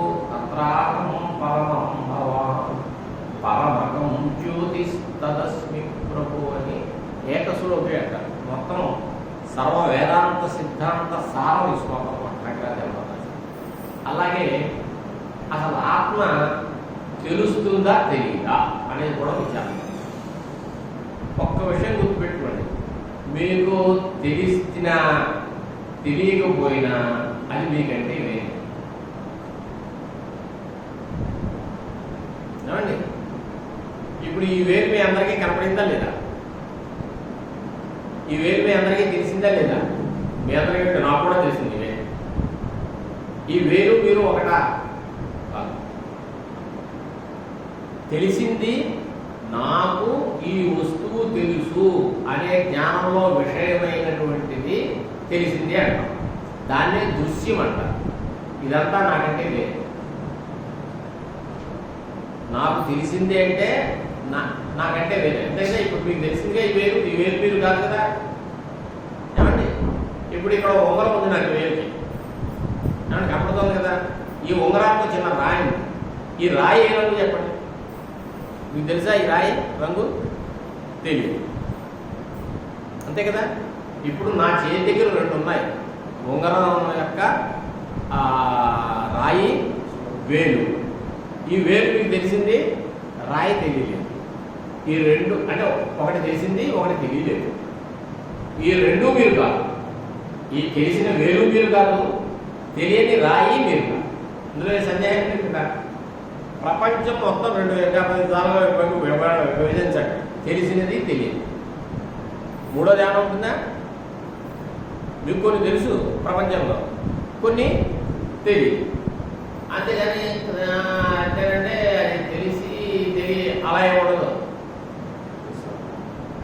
తెలుసు, తెలియలేదు. మీరు ఒక మనస్సులో కల్పించండి 2 పెద్ద సంచులు. అంటే ఇప్పుడు అమెజాన్ వాడు ఇంత పెట్టుకుని వస్తుంటాడు ఇస్తాడు ఎవడో, దానికి ఒక 100 రెట్లు సంచి మీ ఇంట్లో పెట్టారు. 2 సంచులు. తెలుసున్నవన్నీ ఓ సంచిలో వేయండి ప్రపంచాన్ని. తెలియనంతా ఓ సంచిలో వేయండి. మీరు ఏ సంచిలో పోతారు? దూరం. తెలుసున్నవన్నీ మీకంటే వేరే. మీకంటే వేరులో మీరే చూద్దారు. తెలిసింది అంటే మీకంటే వేరే అనుకున్నాం కదా. ఇప్పుడు ఈ వేరు మీరు కాదనుకున్నాం కదా, మనం కాదనుకున్నాం కదా. ఈ వేలు సంచిలో తెచ్చారు. ఈ ఉంగరం రాయిని ఓ సంచిలో వేసాం. మనం ఏ సంచిలో చేయాలి? తెలుసు, నాకు తెలుసు అంటే నాకంటే వేరే, నాకు తెలియదు అంటే నాకంటే వేరే. కాబట్టి నాకంటే వేరే సంచులో ఏ సంచులో చేయాలి అంటే ప్రపంచం మొత్తం సంచిలో దూరే వస్తువు. జ్ఞాతతయా అజ్ఞాతతయా వా. తెలిసి కానీ తెలియగా కానీ. తెలిస్తే జ్ఞాన విషయం అయిందండి, తెలియకపోతే అజ్ఞాన విషయం అయిందండి. 2 విషయాలే. మొత్తం ప్రపంచం అంతా విషయం అయింది. మీరు జ్ఞాతతయా అజ్ఞాతతయా తెలుసుకున్నది ప్రపంచం మొత్తాన్ని మీరు అంటే మీరు జ్ఞాత అయ్యారు. దానికే దృక్కు అని. జ్ఞాత అనే పదంలో కొన్ని ఇబ్బందులు ఉన్నాయి, అందుకని దృక్ అన్నారు. ఇప్పుడు తెలిసింది కానీ తెలియదు కానీ 2 సంచులు వేసాం కదా, దాన్ని ఏమంటాం? దృశ్యము అంటారు. దృగ్దృశ్య వివేక. ఇదే దీనికే హీరోపనిషత్తు అనే ఒక ఉపనిషత్తు ఉంది. ఆ ఉపనిషత్తులో ఏదో ఏ శిష్యుడైనా ఆత్మస్వరూపం గురించి అడిగితేనే అది ఉపనిషత్తు అవుతుంది. ఏమంటే నాకు వేరే అర్థం గురించి చెప్పండి అంటే అది కౌటిల్యుడు అర్థశాస్త్రం అవుతుంది కానీ అది ఉపనిషత్తు కాదు. అంతే కదా. ఉపనిషత్తు ఎక్కడైనా ఆత్మజ్ఞానం కోసమే. ఆయన అడిగాడు, ఏదో చెప్పాడు, చక్షుడు శ్రోతం అన్నాడు, అది అన్నాడు, ఇది అన్నాడు అని ఎలా అబ్బాయి తెలిసిందా అని. తెలిసిందండి అన్నాడు. జనం ఉన్నవాళ్ళలో చూకెళ్ళేవాడు అండి. అనగానే ఆయన బతుకుమన్నాడు గురుగారు అని చెప్పాడు. ఏమని? అన్యదేవ తద్విదిదాదతో అవిదిదాదకి ఇది సుశ్రుమ పూర్వేషాం ఏనస్తత్వ్యాచక్షిరే. విదిత తెలిసినది, తెలియబడినది అని ఏదైతే ఉందో దానికంటే ఆత్మ వేరు అని అన్నారు మా పెద్దలు మాకు. అంతే కదా. ఇప్పుడు ఈ కుడివైపు సంచి అంతా మనకు తెలిసిన విషయాల సంచి. కుడివైపు సంచిలో ఉన్నదంతా తెలియబడినది, ఎడమవైపున సంచిలో ఉన్నది తెలియబడనిది, అంటే తెలియనిది. తెలిసినది, తెలియనిది. మీరు ఆత్మ తెలిసిన సంచిలో ఉందా? కాదు. కాబట్టి విదిదాన్యత. తెలిసిన దానికంటే ఇది వేరు. ఓ తెలిసిన దానికంటే వేరేదంటే వెంటనే ఏం చెప్తారని చెప్పండి, ఓహో తెలియదనమాట అంటాం. అలా కూడా ఉంటుంది. ఆత్మ తెలియదు కాదు. తెలియదంటే ఈ సంచిలో దూరాలి. మీరు ఈ సంచిలో దూరలేదు, ఆ సంచిలో దూరలేదు. మీకు ఒకసారి బల్ల ఇచ్చాక సంచిలో ఎందుకు దొరుకుతామంటే సంచిని పట్టుకుంటాం కానీ ఆ సంచిలో దూరలేదు. అంచేత అన్యదేవత అవిదితాతని, అవిదితాత్ తెలియవడం దానికంటే వేరు. ఇది సుశ్రమ పూర్వేషణం. ఇలా మేము విన్నాం. ఏనస్త ధ్యానించిన మా గురువులు ఎవరైతే మాకు ఆత్మతత్వోపదేశం చేశారో వారి దగ్గర నుంచి మేము ఇలా విన్నాము, నువ్వేమిట్రా ఇలా తెచ్చేసిందని నా ఊరు అని అనేసరికి 4 ఖర్చుని గారు మేము మళ్ళా 15 days సెలవు వచ్చింది, మళ్ళా వస్తారని పరీక్షకుంటాను. వెళ్ళిపోయి సాపాటుతో బాగా చింతన చేశాడు, యుక్తులతో ఆలోచించాడు. నిజమే కదా, తెలిస్తే అది దృశ్యమైంది, తెలియదన్నా దృశ్యమే. జ్ఞాతతయా అజ్ఞాతతయా అంటే తెలుసున్న సంచి తెలియని సంచి అనే తప్ప సంచిలో దూరుకోవడం ఖాయమే. మనం తెలుసుందన్నా సంచిలో దూర్చేస్తారు, తెలియదన్నా సంచిలో వెళ్ళిపోవాలి. కానీ మనం సంచిలోకి వెళ్ళే తప్పం కాదే. అంటే ఇది తెలిసింది కాదు, తెలియనిది కాదు. తెలియదనే విషయాన్ని తెలుసనే విషయాన్ని తెలుసు. లేదా అనుకోలేకపోతున్నాం. తెలిసిన విషయాన్ని తెలియని విషయాన్ని తెలుసుకుంది. తెలుసున్న విషయాన్ని ఇదమిత్తంగా తెలుసుకుంటుంది, తెలియని విషయాన్ని నాకు తెలియదని తెలుగుడు చేసుకోవాలి. అందుకని మొత్తమే తెలుగుడు చేసుకోవాలి. ఇది తెలుగుడు చేసేది కానీ తెలిసేది కాదు అని మళ్ళా ఏంటి ఏరా అమ్మాయి ఏంటి ఏంటారు మన్యే విదితం తెలుసండి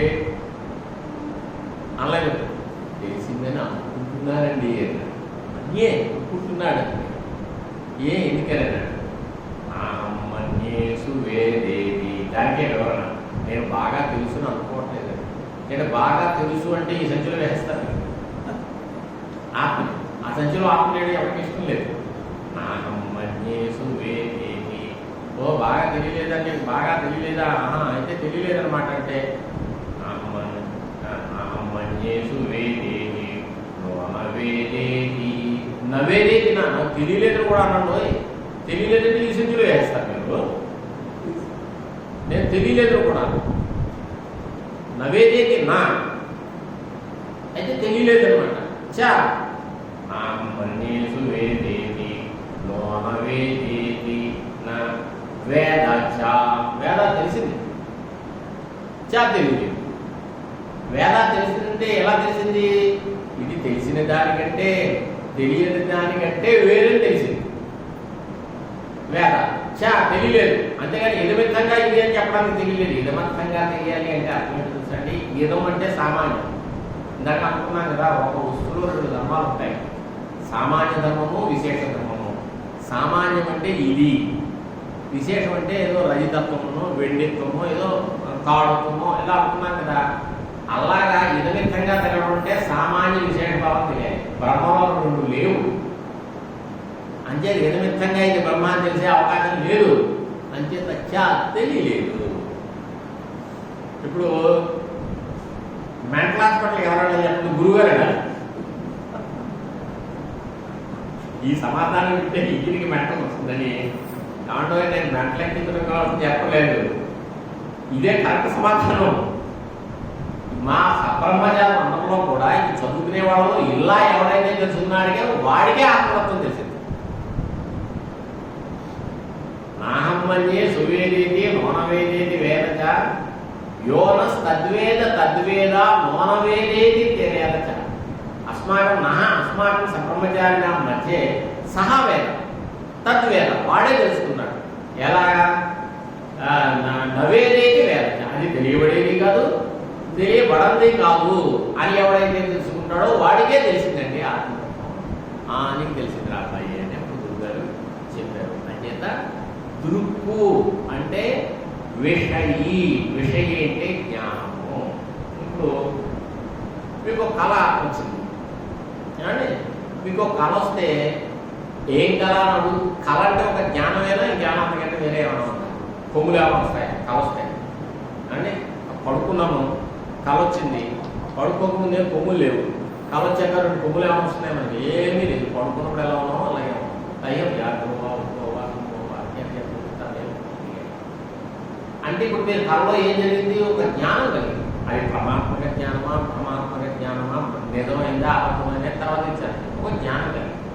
కళ వచ్చింది అనగానే జ్ఞానం కలిగింది అని దానికి, కళ వచ్చింది అనే దానికి ఏం కలరా అని అడిగారు మాకు. అంటే అందులో విషయం ఏంటి అంటే జ్ఞానంలో ఒక విషయం. అంతే కదా, నాకు తెలిసిందండి అని వచ్చి ఏం తెలిసిందిరా అని అంటే అప్పుడు మీరు ఇందాక నుంచి ఘటం ఘటం అంటున్నారు కదా, ఘటం అంటే ఏదో తెలిసిందండి కొండాక వాడికి అర్థమే. సో జ్ఞానంలో విషయము కలిగినది విషయి అంటారు. అంటే జ్ఞానము విషయి, జ్ఞానము ఈజీగుంటూ విషయి అని మనం ఒకసారి మనసులో రాస్తుంటే, దృశ్యము ఈజీగుంటూ విషయము, ఇది విషయం.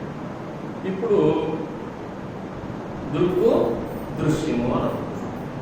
ఇప్పుడు అనాత్మయందు అనాత్మ భ్రమ కలిగింది, ఆత్మయందు ప్రపంచ భ్రమ కలిగింది, అంటే అనాత్మ భ్రమ కలిగింది.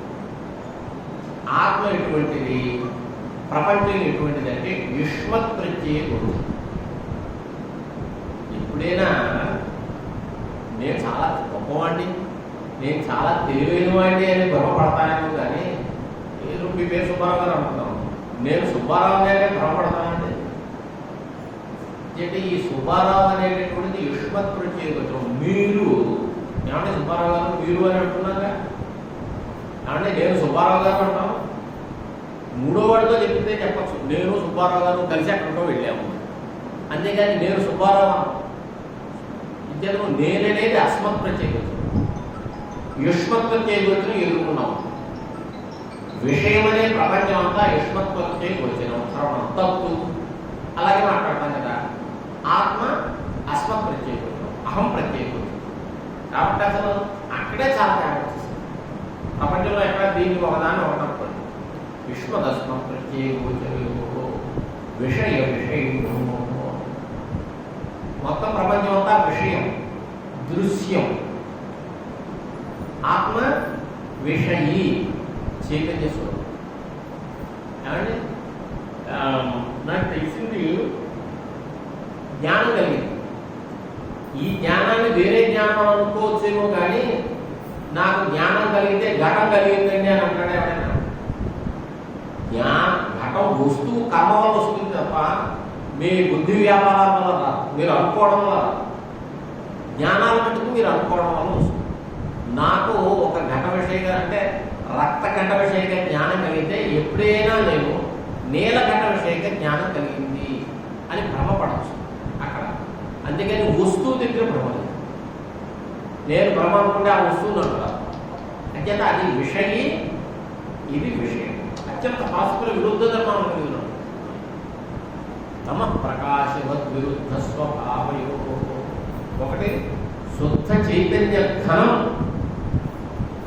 ఆత్మ, దృశ్యజాతం ప్రపంచం అంతాను సుఖదుఖ మోహాత్మకమైనటువంటి జడము, గడ్డగట్టిన జడం ఇది, గడ్డగట్టిన చైతన్యం అది. అంటే చెమ్మ చీకటి, అమావాస్య నాటి చీకటి ఇది, పౌర్ణమి నాటి వెలుగు అది. పౌర్ణమి నాటి చంద్రుడిని చూసి అమావాస్య చంద్రుడు అని భ్రమపడతాడండి ఎవడైనా? ఇంత విరుద్ధ స్వభావాలు కలిగినటువంటివి వీటికి ఒకదాని ఎందు ఒకటే నువ్వు ఎలా అనుకోవు? అనుకోలేవు కదా.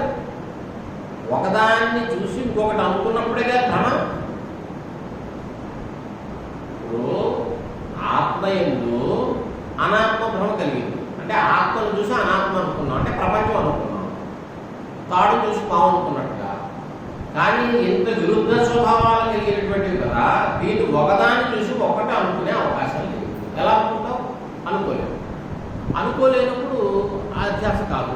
అలా కాదండి, ఒకటి అనుకోకపోవచ్చు, ఒకటి కాదు, ఈ రెండు. కానీ ఒకదాని ధర్మాలు ఒకదానికి అనుకోవచ్చు కదా పక్కన ఉండడం వల్ల. నేను అనుకున్నాను కదా, ఇనప కొలువులో ఇనప గుండు పెట్టి కాలిస్తే దాని ధర్మాలు వన్య ధర్మాలు దీనికి కాల్చడం అనేవి, అలాగే ఇనప గుండు ఉండే ఆకారం అది వన్యకే వచ్చినట్టుగా ఒకదాని ధర్మాలు ఒకటి, ఒకదాని ధర్మాలు ఒకటి వస్తున్నాయి కదా. అలా రావచ్చు కదా అంటే ఎప్పుడూ సంబంధం లేకుండా రావు. కొలువేమో ఎక్కడో ఇనపగుండు మీ ఇంట్లో ఉన్నప్పుడు దీని ధర్మాలు దానికి, దాని ధర్మాలు తిరిగి వస్తున్నాయా? రావట్లేదు కదా. రెండు ఒక చోటకి ఉండి ఐక్యాన్ని పొందాలి. తాదాత్మ్యమే సంబంధం. ఇక్కడ తాదాత్మ్య సంబంధం అంటే ఆ తాదాత్మ్యం లేదు. రెండింటికి అభేదం లేదు. అంటే ఒకటైపోవడం అనేది అన్నమాట తాదాత్మ్యం అనుకున్నాం. ఒకటైపోవడం లేదు. లేనప్పుడు భ్రమ ఎలా కలుగుతుంది? అలా కాదా. సంసర్గం అంటే సంయోగం. అంటే ఇప్పుడు 2 విడిగా ఉన్నాయి, ఈ 2 చేతులు, ఇప్పుడు ఈ 2 చేతులు కలిసి. అలాగే మీ ఇంట్లో ఇనపగుండు ఉంది, వేరే చోట కొలువు ఉంది. ఆ 2 కొలువు దగ్గరికి ఇనపగుండుని తీసుకెళ్ళాము, సంయోగం వచ్చింది కదా. అలాగే ఆత్మకి అనాత్మకి పరస్పర విరుద్ధ స్వభావాలే. అందులో 2 కావట్లేదు. ఎందుకంటే ఆత్మ జడం అని వాడు ఎవరో అనడు. ప్రపంచం చేతనం ఎలా అంత దుర్మార్గమో ఆత్మ జడం అనేది అంతకంటే దుర్మార్గం. ఆత్మ జడం అంటే ఎందుకంటే ఇవ్వాలంటాను, ఎవరి జ్ఞానం కలుగుతుందే కదా. అంచేత ఆత్మ నిత్య సుఖాత్మకము, అదే కావాల్సిందే, లేకపోతే మోక్షం అనే మాటకి అర్థమే లేదు. ఇవన్నీ ఒప్పుకుంటాం. కాబట్టి దాని ఎందుంటే ధర్మాలు సంయోగం వల్ల ఒకదాంట్లో నుంచి ఒకటికి రావచ్చు. ఈ చైతన్య ధర్మాలు ఇక్కడికి వస్తున్నాయి. మనస్సు చాలా చేతనం అని అనుకుంటాం కదా. నేను కూడా అనుకున్నాను, నా మనస్సు చాలా ద్రవించిపోయింది, మనస్సుకు స్పృహయతి ఇచ్చతి ఏడు జడానం, ఇవన్నీ ఎలా కుదురుతాయి? ఆత్మ ధర్మాలు ఏది వచ్చేసాయి. అలాగే అలా అవ్వచ్చు కదా. అంటే సంయోగం వల్ల రావచ్చు, నేను అనుకుంటాను. కానీ సంయోగం కుదరదు. మీరు ఏం చెప్పినా వేదాంతంలో శృతికి విరుద్ధంగా చెప్పవచ్చు. మీరు ఇప్పుడు ఈ సెల గురించి ఏమైనా చెప్పాలనుకోండి, వేద విరుద్ధంగా కూడా చెప్పచ్చు. ఇంకేంటి, ఈ సెలవు కనబడుతుంది, ఇంద్రియ గోచరం, ప్రత్యక్ష సిద్ధం. దీని గురించి మన సైంటిస్టులు ఏం చెప్పారో దాన్నే ప్రమాణం. అంతేగాని వేదంలో చెప్పింది పట్టుకుని అంటే ఇది సెలే కాదు, అలా కుదరదు అంటే ఎన్ని కోట్లు వ్యవహారాలు నడుస్తున్నాయండి. కుదరదు అంటే అంచేత ప్రత్యక్ష సిద్ధమైన చోట వేదం అడ్జస్ట్ చేయొచ్చు, అడ్జస్ట్ చేయాలి, చేసాం. కానీ ఏది ఇంద్రియ గోచరం కాదో అక్కడ శృతే ప్రమాణం. ఆచార్య వారు అనేక చోట అతీంద్రియార్థే నా శృతి ప్రమాణం. అంటే ఇంద్రియాలు ఏ విషయాన్నైతే గ్రహించలేవో ఆ విషయంలో మనకి వేదమే ప్రమాణం. ఆ వేదానికి లక్షణం కూడా అదే. మనకి ప్రమాణాలు ఉన్నాయి, ప్రత్యక్షం, అనుమానం, ఉపమానం, శబ్దం అనుకున్నాగా. ప్రత్యక్షేణ అనువిద్యావా యస్తూపాయో నవిద్యతే ఏనం విదంతి వేదేన తస్మాత్ వేదస్య వేదత ఏనం విదంతి.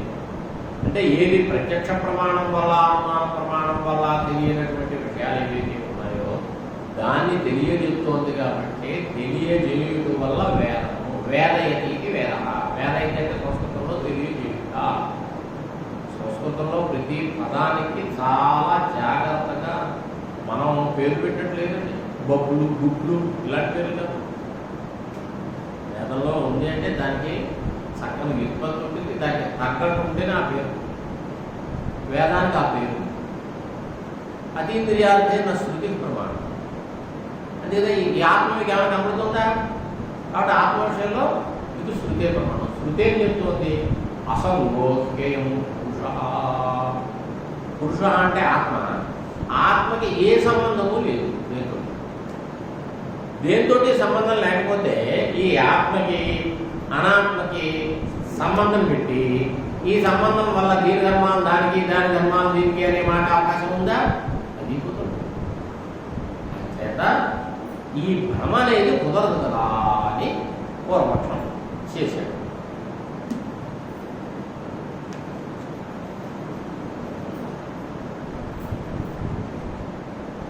యుష్మదస్మత్ ప్రత్యయ గోచరయో విషయ విషయిణో. ఇదేదో ప్రపంచము భ్రమలో అధిష్టానం, ఆరోపం అంతే కదా. అధిష్టానం ఏమంటున్నాం? ఆత్మ. ఆరోపం ఏంటి? ప్రపంచం. ప్రపంచం అంటే జీవులు, ఈశ్వరుడు అందరూ ఉన్నారు. యుష్మత్ ప్రత్యయ గోచరం ఏంటి? ప్రపంచం. అస్మత్ ప్రత్యయ గోచరం ఏంటి? ఆత్మ. ఒకటి విషయం, ఇది ప్రపంచం విషయం, విషయి. అంటే ఒక జ్ఞానాన్ని ఒక్కొక్క జ్ఞానం అనుకోవచ్చు, ఒక మనిషిని ఇంకో మనిషి అనుకోవచ్చు.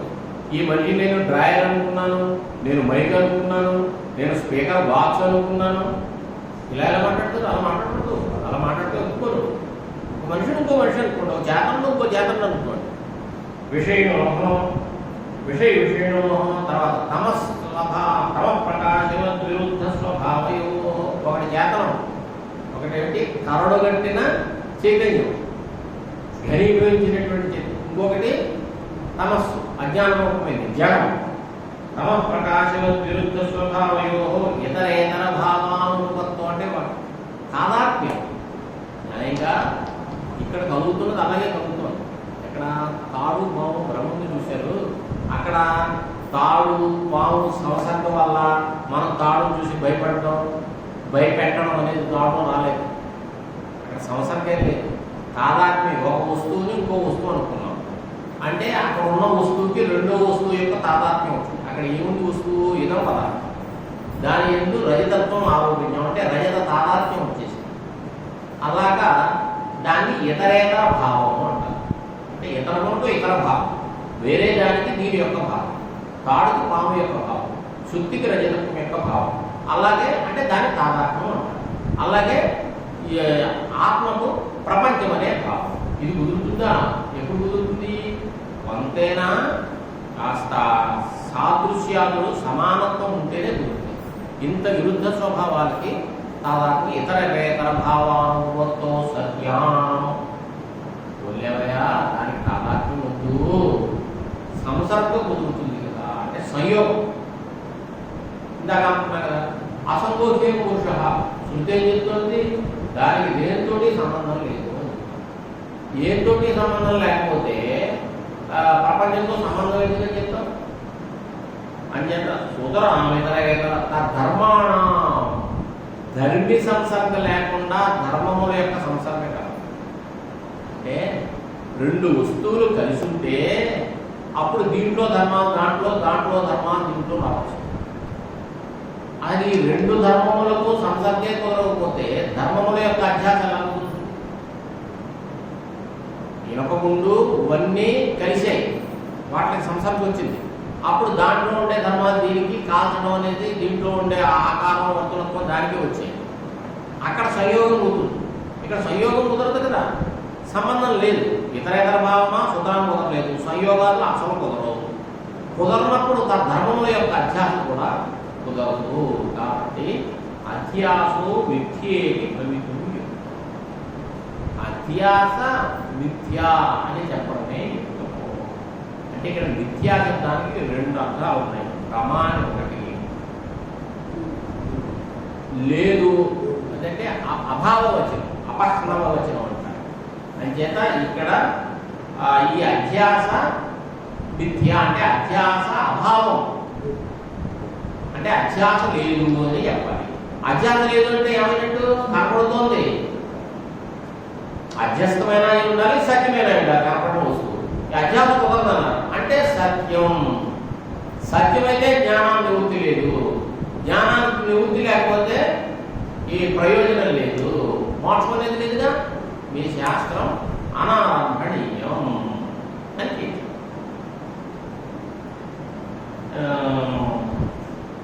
చాలా ఉన్నటువంటి అత్యత.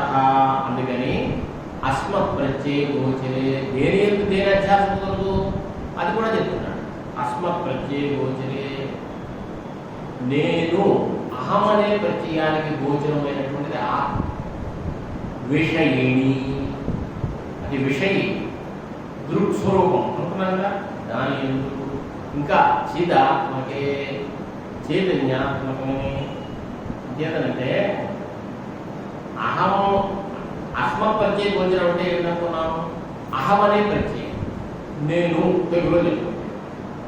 ఈ నేను అనే దానికి ఉపనిషత్తుల్లోనే ఈ ఆత్మశబ్దమే మాట్లాడుతుంది. పరమాత్మలో వాడతారు, ఈశ్వరుల్లో వాడతారు, జీవుల్లో వాడతారు. ఆ అంతఃకరణలో కూడా ఆత్మశబ్ద ప్రయోగం అక్కడక్కడ ఉంటుంది. కాబట్టి ఈ అహం ప్రత్యయ గోచరం అంటే అహమనే ప్రత్యేకం బుద్ధ్యాదులు కూడా ఉంది కదా. అంటే బుద్ధి ఎందుకు భ్రమ కుదరదు అని అనుకుంటున్నారేమో. అసలు బుద్ధే భ్రమ, బుద్ధి కూడా భ్రమ వల్ల వచ్చిందే. అందుకని విషయీయ, మీకు బుద్ధి ఉందని తెలిసిందా లేదా? మీకు బుద్ధి ఉంది అని తెలిసిందా లేదా? తెలిసింది. తెలిసిందంటే అది విషయం కదా. కాబట్టి ఈ విషయ కాబట్టి ఇది బుద్ధి కాదు, పరమాత్మ విషయని. అలాగే అంటే బుద్ధి అని సాక్షి. బుద్ధి కూడా ఉందని నేను మనకు తెలుస్తుంది, ఆత్మనే తెలుస్తుంది. ఆయన సాక్షి అవడానికి ఏమంటే ఆయన దగ్గర ఏమైనా ఉందా? ఏం లేదు. మొత్తం ఆ స్వరూపమే చైతన్య స్వరూపం, చిదాత్మకే చైతన్య స్వరూపం. దీని యందు దేని యొక్క భ్రమలు యుష్మత్ ప్రత్యయ గోచరస్యాత్వం అనే ప్రత్యయానికి గోచరమైనటువంటి ఇది సర్వనామ శబ్దాంతో వాడేటటువంటిది. పైగా అది విషయస్య, అదంతా విషయం. అదాని అధ్యాసములు తద్ధర్మాణాంచ, పోనీ వాటి యొక్క పరస్పరం తాదాత్మ్యం లేకపోవచ్చండి. ఆ ధర్మాలు దీని ధర్మాలు ఏదో ఒకే చోట ఉంటాయి, అలాంటి కూడా ఉండదు. పోనీ దీని ఎందు దాని ధర్మాలు కుదరలేదు, కానీ దాని అధ్యాసం దాని ఎందు దీని అధ్యాసం కుదరచ్చు. ఉపనిషత్తులో చాలా చోట పరమాత్మతో జీవుడికి ఐక్యం చెప్పినట్టుగానే జీవుడితో పరమాత్మ కూడా ఐక్యం చెప్పారు. ఎందుకంటే జీవుడు కొంత సిద్ధాంతాల్లో పరమాత్మకు అవయవం, కానీ పరమాత్మ జీవుడికి అవయవం కాదు. అద్వైతంలో అలా కాదు. జీవుడు పరమాత్మ కంటే అభిన్నం, పరమాత్మ జీవుడు కంటే అభిన్నం. ఇద్దరికి సమస్థితే. కానీ అక్కడ అలా కాదు. ఈ పరమాత్మకు అవయవం, ఆ పరమాత్మ చక్రవాచ్యమైనటువంటి ఆయన బట్టికి ఈయనకి అవయవం ఉంటుంది. తేడా ఉంది. తేడా ఉంది అంటే భేదం ఉంది. అది అద్వైతం కాదు. దానికి ఏమన్నా ఏ రంగు వేసినా అది అద్వైతం చేస్తే ఏమన్నా తద్విపరీయేణ.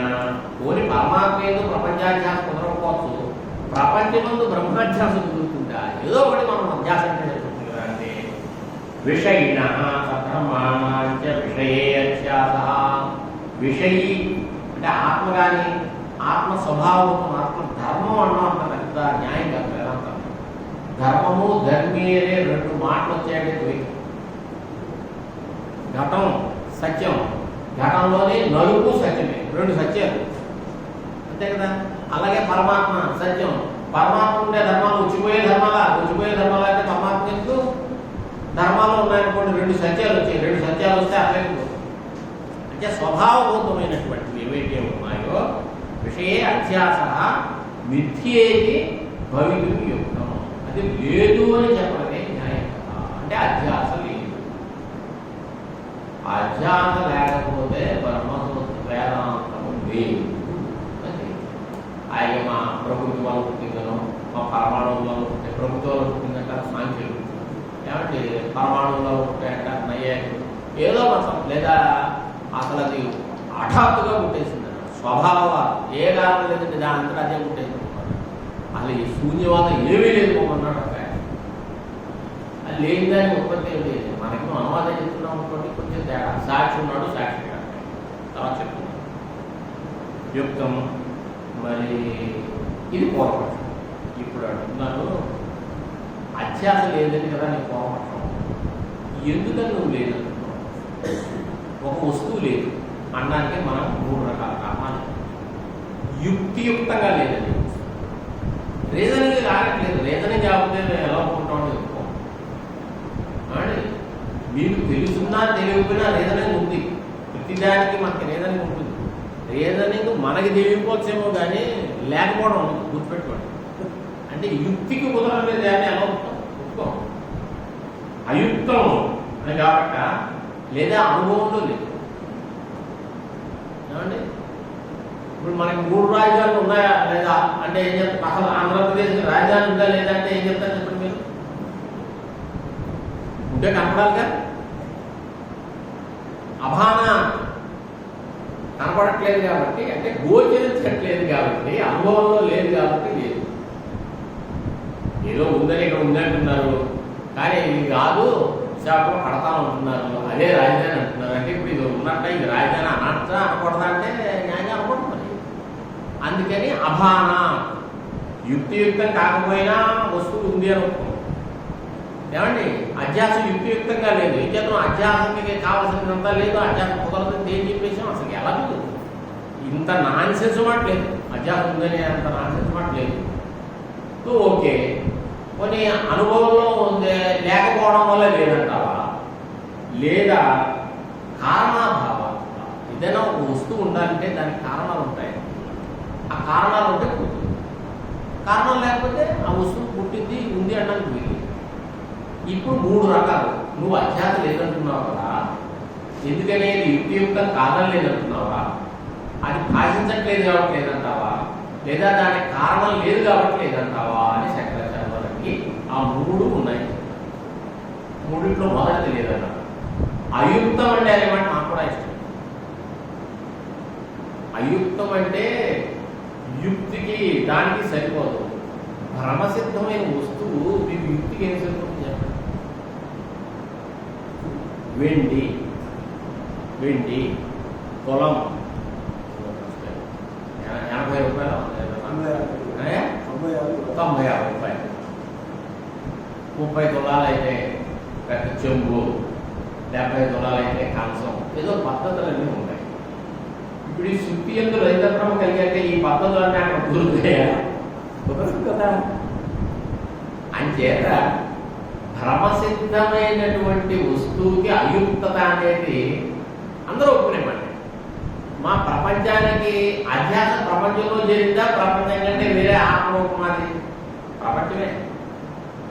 అధ్యాస కూడా కల్పితమే. పరమాత్మ తప్ప ఇక అన్ని కల్పితమే వేదాంతంలో.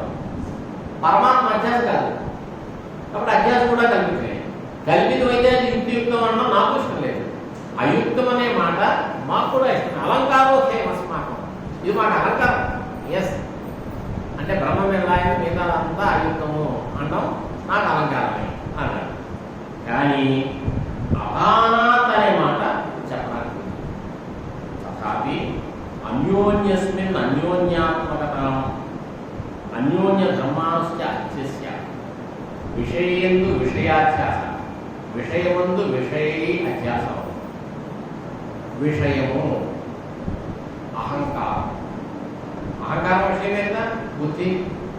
దాన్ని పరమాత్మ ఆత్మ అనుకుంటాం. నేను చేశాను. ఈ నేను అర్థం ఏంటి? అహం అన్న ఆత్మనే. వేదాంత జ్ఞానం కలగనప్పుడు ఉండేటటువంటి ద్వైత మర్యాదలో ఉండేటటువంటి వాళ్ళంతా నైయాయికాలు చెప్పినట్టే చెప్తున్నాం. నేను నా కోరిక కలిగింది. ఈ నేను నేను నేను నేను అనేది ఎక్కడ ధ్యానం జరిగింది? అంతఃకరణ ఉంది కలిగింది. అలాగే అంతఃకరణ ధర్మాలు తీసుకొచ్చి నాయుడు ఆరోపించుకుంటున్నాను. అంటే ఇటు ఉంది అప్పుడు. ఈ సందర్భం వల్ల ఏమనుకుంటున్నాను? ఈ తాదాత్మ్యం వల్ల మనస్సు చేతనమని దెబ్బలాడేవాడు ఉన్నాడు. మనస్సు చేతనం. చేత అయితేనే చేత అనే పేరుందండి మనసుకి. చేత అయితే చేత మరి కావ్యాల్లో చెప్తున్నారు. అంటే మనస్సుకి చైతన్యం ఉన్నట్టేగా.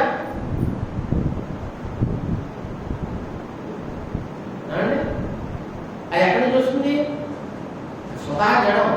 అంటే ఈ ఆత్మ సంబంధం వల్ల ఆత్మలో ఉండే చైతన్యం మనస్సు ఎందు అంతఃకరణంలో పఠించాం. అలాగే కర్తృత్వ భోక్తృత్వాలు అక్కడికి ఇక్కడికి తీసుకొచ్చాం. ఇలా అన్యోన్య బ్రహ్మాంశ అధ్యస్య ఇతరేతర అవివేకేన. అంటే ఇతరేతరం అంటే ఇది ఇది దీనికంటే ఇది వేరు అనే ఒక భేద జ్ఞానం. తది అవివేకేన అంటే కలిపి పట్టుకుపోయాయి అన్నమాట. అన్నీ తేడా తెలియట్లేదు, అన్నీ కలిసిపోయాయి. ఒకదాన్ని ఒకటి కలగాపులుగా చేసేసాం. ఆత్మ అంటే ఏమిటి, అనాత్మ అంటే ఏమిటి, అహంకారం అంటే ఏమిటి అనే భేద జ్ఞానం మనకి నిశ్చయంగా కలగలిగిపోయి మనకి ఆత్మ అన్న అంతఃకరణం అన్న తేడా లేక దీని ధర్మం దానికి దాని ధర్మాన్ని ఇది ఇలా కలిసిపోయి ఉంటారు. ఏదో కదంబం అని చేస్తారు చూసారు ప్రసాదం వల్ల. అధ్యస్య ఇతరేతర వివేక న్యాయంగా అత్యంత వివేక. అవి రెండు నువ్వు చెప్పినట్టే అది యుష్మత్ ప్రత్యేకం, ఇది అస్మత్ ప్రత్యేకం. 100% తేడా ఉంది. 1% కూడా దాంట్లో కలిసే గుణం లేదు. అత్యంత విభక్తయో ధర్మధర్మిణో ధర్మాలు మిథ్యాజ్ఞాన నిమిత్త. అంటే మిథ్యాజ్ఞానమే తెలియని తనమే నిమిత్తం కారణంగా కదా. అంటే ఈ విద్యాజ్ఞానం వల్ల విద్యాజ్ఞానం నిమిత్త అంటే విద్యాజ్ఞానం వల్ల ఉంటుందని కదా. మిథ్యాభూతమైనటువంటి అజ్ఞాన నిమిత్తాన్ని కూడా విభాగం చేస్తారు. అజ్ఞానమే నిమిత్తంగా ఉంది. ఈ అజ్ఞానం సత్యమా? అజ్ఞానము మిథ్యే. సత్యాన్తే నిధులీకృత్య, సత్యమైనటువంటి ఆత్మ అనృతభూతమైనటువంటి ప్రపంచాన్ని మిథులీకృత్య ఏకం చేసేసి అహమిదం మమ ఇదం. ఇప్పుడు నిన్న ఒక ఉదాహరణ చెప్పాను. నా స్కూటర్, ఎప్పుడైనా సరే ఈ స్కూటరు ఇత్యాది విషయాల్లో నా నా అని షష్ఠీ విభక్తి వస్తుంది.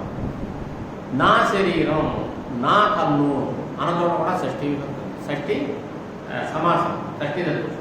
షష్ఠీ తత్పురుషులు ఎప్పుడు వేరే అయితేనే వస్తుంది. రెండింటి వేరు పదార్థం లేదు షష్ఠీ తత్పురుషం అంటున్నాం. కానీ శరీరాలు ఇంద్రియాల దగ్గర ఏమైందంటేనండి అత్యంత దగ్గరగా ఉండే తాదాత్మ్యాచాలు, రెండు రకాల ప్రత్యాలు ఉన్నాయి. శరీరం వెళుతోంది అంటే మీరు మా ఊరు వచ్చారు. మా ఊరు వచ్చినప్పుడు ఏదో పరిచయం ఉంది కదా, వారం రోజులు అదే మేషాలు కాస్త 2 రోజులు తిరగడానికి ఏమన్నా మీ స్కూటర్ ఇస్తారు కదా, అలా ఎగరిపోయినట్టు కూర్చున్నాను ఐడియా ఇస్తారు. అయ్యా నా స్కూటర్ బయటికి వెళ్ళింది అని చెప్పాను. నా స్కూటర్ మా అబ్బాయి తీసుకెళ్ళిపోయాడండి. వాడి స్కూటర్ ఏదో ప్యాకింగ్ ఏదో చేస్తాం కదా, నిజం అవ్వచ్చు, ఇష్టం లేకపోతే గోల్డ్ కదా. నిజం అయితే ఒకటే కదా, అబద్ధం అయితే ఎన్ని కదా చెప్పచ్చు. ఇప్పుడైతే నా స్కూటర్ బయటికి వెళ్ళింది అంటారు, కానీ నేను బయటికి వెళ్ళాను కాబట్టి కూడా కుదరదు అంటారు మీరు. స్కూటర్ అయింది ఎప్పుడు కూడా భేద ప్రత్యమే కలుగుతుంది. స్కూటర్కి నేను ఒకటి కానీ శరీరం దగ్గర రాలేదు. నా శరీరం అని షష్ఠీ తత్పురుషం. డాక్టర్ గారి దగ్గరికి వెళ్ళినప్పుడు నా శరీరం లావెక్కిందండి లేకపోతే ఏదో చెప్పుకుని మొత్తం మీద నా శరీరం ఉన్నప్పుడు అక్కడ షష్ఠీ నా యొక్క శరీరం అంటున్నారు. కానీ అప్పుడప్పుడు నేను వెళ్ళాను, నేను 5 వారాలు పొడుగండి అంటారు. ఇప్పటికి 5 వారాలు పొడుగు మీరే మీ శరీరం, మీ శరీరం 5 వారు, మీరు 5 వారు కాదు. ఆత్మకి ఈ పరిమాణాలు ఏమి లేవు, విభూ అది. కాబట్టి ఇప్పుడు నేను వెళ్ళాను అంటున్నాను, నేను 5 వారాలు పొడుగు అంటున్నాను. ఇవన్నీ ఎవరిది? శరీరం. శరీరంతో శరీరం వెళితే నా శరీరం వెళ్ళింది అనకుండా నేను వెళ్ళాను అంటున్నాను. అంటే శరీరం దగ్గర 2 రకాల ప్రత్యయాలు ఉన్నాయి. అభేద ప్రత్యయం ఉన్నది, భేద ప్రత్యయం ఉన్నది. నా శరీరం ఉన్నప్పుడేమో భేద ప్రత్యయం. కాబట్టి నేను వెళ్ళాను, నేను 5 వారు ఏదో నేను తెల్లగా ఉన్నాను, నేను నల్లగా ఉన్నాను, ఇలాంటప్పుడు అభేద ప్రత్యయం. అలా 2 ప్రత్యయాలు. సత్యానుతే వికృత్య అహం ఇదం, ఇదం అహం మమ ఇదం. ఈ శరీరం నేనే, లేదైతే నా శరీరం. అహమిదం నేనమిది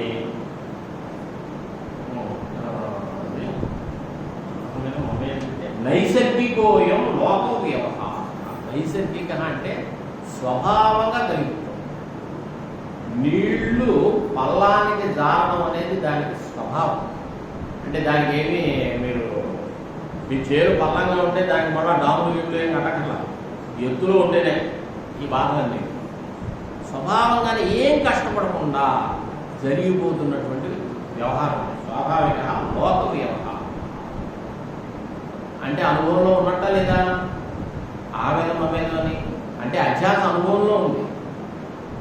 అంచేత తెలియలేదు కాబట్టి అధ్యాస లేదని నాకు తెలియలేదు. ఎందుకంటే అందరికీ అధ్యాస తెలుస్తూనే ఉంది, తెలుస్తుంది కదా. ఇప్పుడు ఏమంటే ఎంత లేదన్నా చూడండి, నా స్కూటరు నా శరీరం వాడుతున్నాను అంటే శరీరం వేరు నేను వేరు స్కూటర్ లాగే అని అనుకుంటుందా?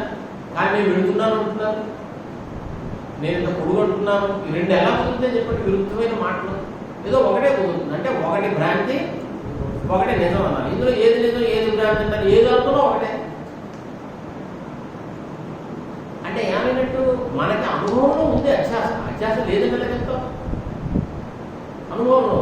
కాబట్టి అయుక్తమనే మాట నేను ఒప్పుకుంటాను. అభానాదం మనందరికీ అనుభవంలో ఉంది. నీకు ఉంది, నాకు ఉంది, అందరికీ ఉంది. ఏమంటే ఎన్ని రకాల వాదాలు చేయనివ్వండి శాస్త్ర సభల్లో రకరకాలు 12:30 రాశారు, గంట కొట్టేస్తారు. అందరికీ ఆకలి దెబ్బలు ఉన్నాయి. ఇప్పుడు ఆకలి దెబ్బలు శరీరానివే, ఆత్మవి కావు. సరే ఆత్మ కావాలంటే నువ్వు ఇక్కడే ఉండు సభలో సాయంత్రం దాకా ఎవడ పుట్టుడా ఒప్పుకోవట్లేదు. చేత అనుభవంలో అందరికీ ఉంది. సరే గబుక్కుని మధ్యలో అడిగేశాడు, ఆహా పోయం అధ్యాసం నా వ్యక్తి. ఈ అధ్యాసం అంటే ఏంటి? భ్రమ అంటే ఏంటి? ఉచితే అక్కడ బోర్డు లక్షణాలు పేజీలు. నేను పేజీలు ఎలా తిప్పాను అంటే బోర్డు ఉంది అని అర్థం ఒకటే లేదా? అంతే కదా. స్మృతిరూప పరత్ర పూర్వదృష్టావం అంటే వస్తు ఉందా లేదా అని విచారం. ఇప్పుడు శుద్ధి ఎందు రజిత భ్రాంతి కలిగిందండి. అంటే రజితం అనే జ్ఞానం కలిగింది. రజిత జ్ఞానం కలిగితే నిజంగా అక్కడ రజితం ఉండి కలిగితే భ్రాంతి. రజితం ఉండి కలిగితే అది భ్రాంతి ఎలా అవుతుంది? రజితం లేకపోతే ఇదర్ రహితం అనే జ్ఞానం పుట్టే అవకాశం లేదు. నిజం ఇది కంటితో కలిగే జ్ఞానం. కంటితో కలిగే జ్ఞానానికి విషయంతో కంటికి సంబంధం ఏర్పడాలి. సంబంధం ఏర్పడాలంటే రెండు వస్తువులు ఉండాలి.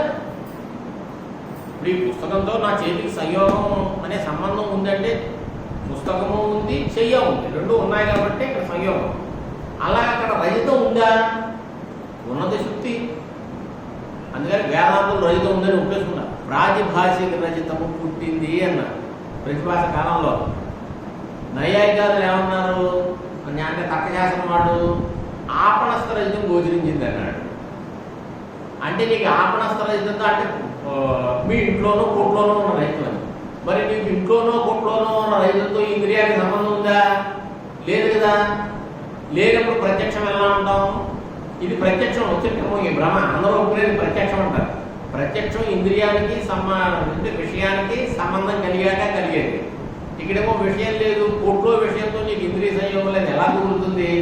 కొంతమంది ఏమన్నారంటే రజత స్మృతి అన్నారు. అది అనుభవమే కాదన్నారు.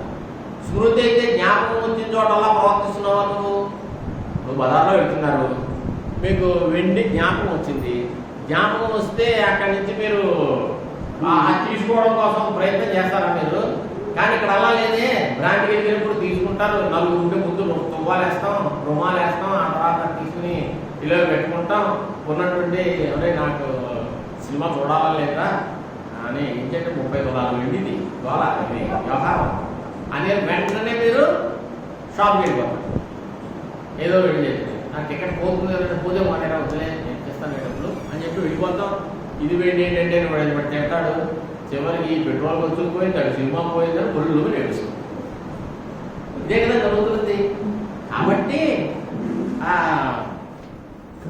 ఏమండి అంచేత కొంతమంది ఏమన్నారంటే స్మృతి అనడానికి వీరు లేదు అని. వేదాంత సిద్ధాంతం ఏంటి అంటే దృష్టి సమయ సృష్టి. దృష్టి సృష్టి వాదము. కనపడుతున్న అంత మాత్రము ఆ వస్తువు సృజింపబడింది. ఎవరి చేత సృజింపబడింది? మీ అజ్ఞానము చేతనే సృజింపబడింది. మీ చేతే సృజింపబడింది. మీ యొక్క అజ్ఞానమే ఆ రజితంగా రజిత జ్ఞానంగా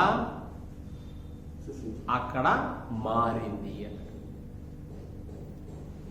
అజ్ఞానమే రజితంగా మారింది. అజ్ఞానం ఉన్నంతసేపు రజితం ఉంటుంది, అజ్ఞానం పోతే రజితం లేదు అని దృష్టి సృష్టివాదంలో చెప్పారు. అంచేత పరత్ర అంటే అన్యత్ర అని అనమాట. అన్యధర్మ ఉచితే స్మృతులు పరత్ర పూర్వదృష్టావ భాష. పరత్ర అంటే ఉండడానికి యోగ్యం కానీ వేరే చోట అవభాష. న్యాయంగా అక్కడ ఉన్నదేంటి? తాడు. పాము లేదు. పాము లేని తాడు యందు పాము కనపడమే అధ్యాస అని దానికి లక్షణాలు అవి బోర్డు ఉన్నాయి. అవన్నీ అన్నాభాష అన్నారు. సరే ఇంకా ఈ అధ్యాస అవ్వలేదు ఎంతవరకు అంతే, మనం అలాగే అనుకుందాం. కానీ కొంచెం కనీసం నాకైనా చింతన అవ్వాలి. మీ అందరికీ అర్థమైనా అర్థం అవ్వకపోయినా మీకు అర్థమయ్యే ఉంటే ఇంకా అర్థం అవ్వదు.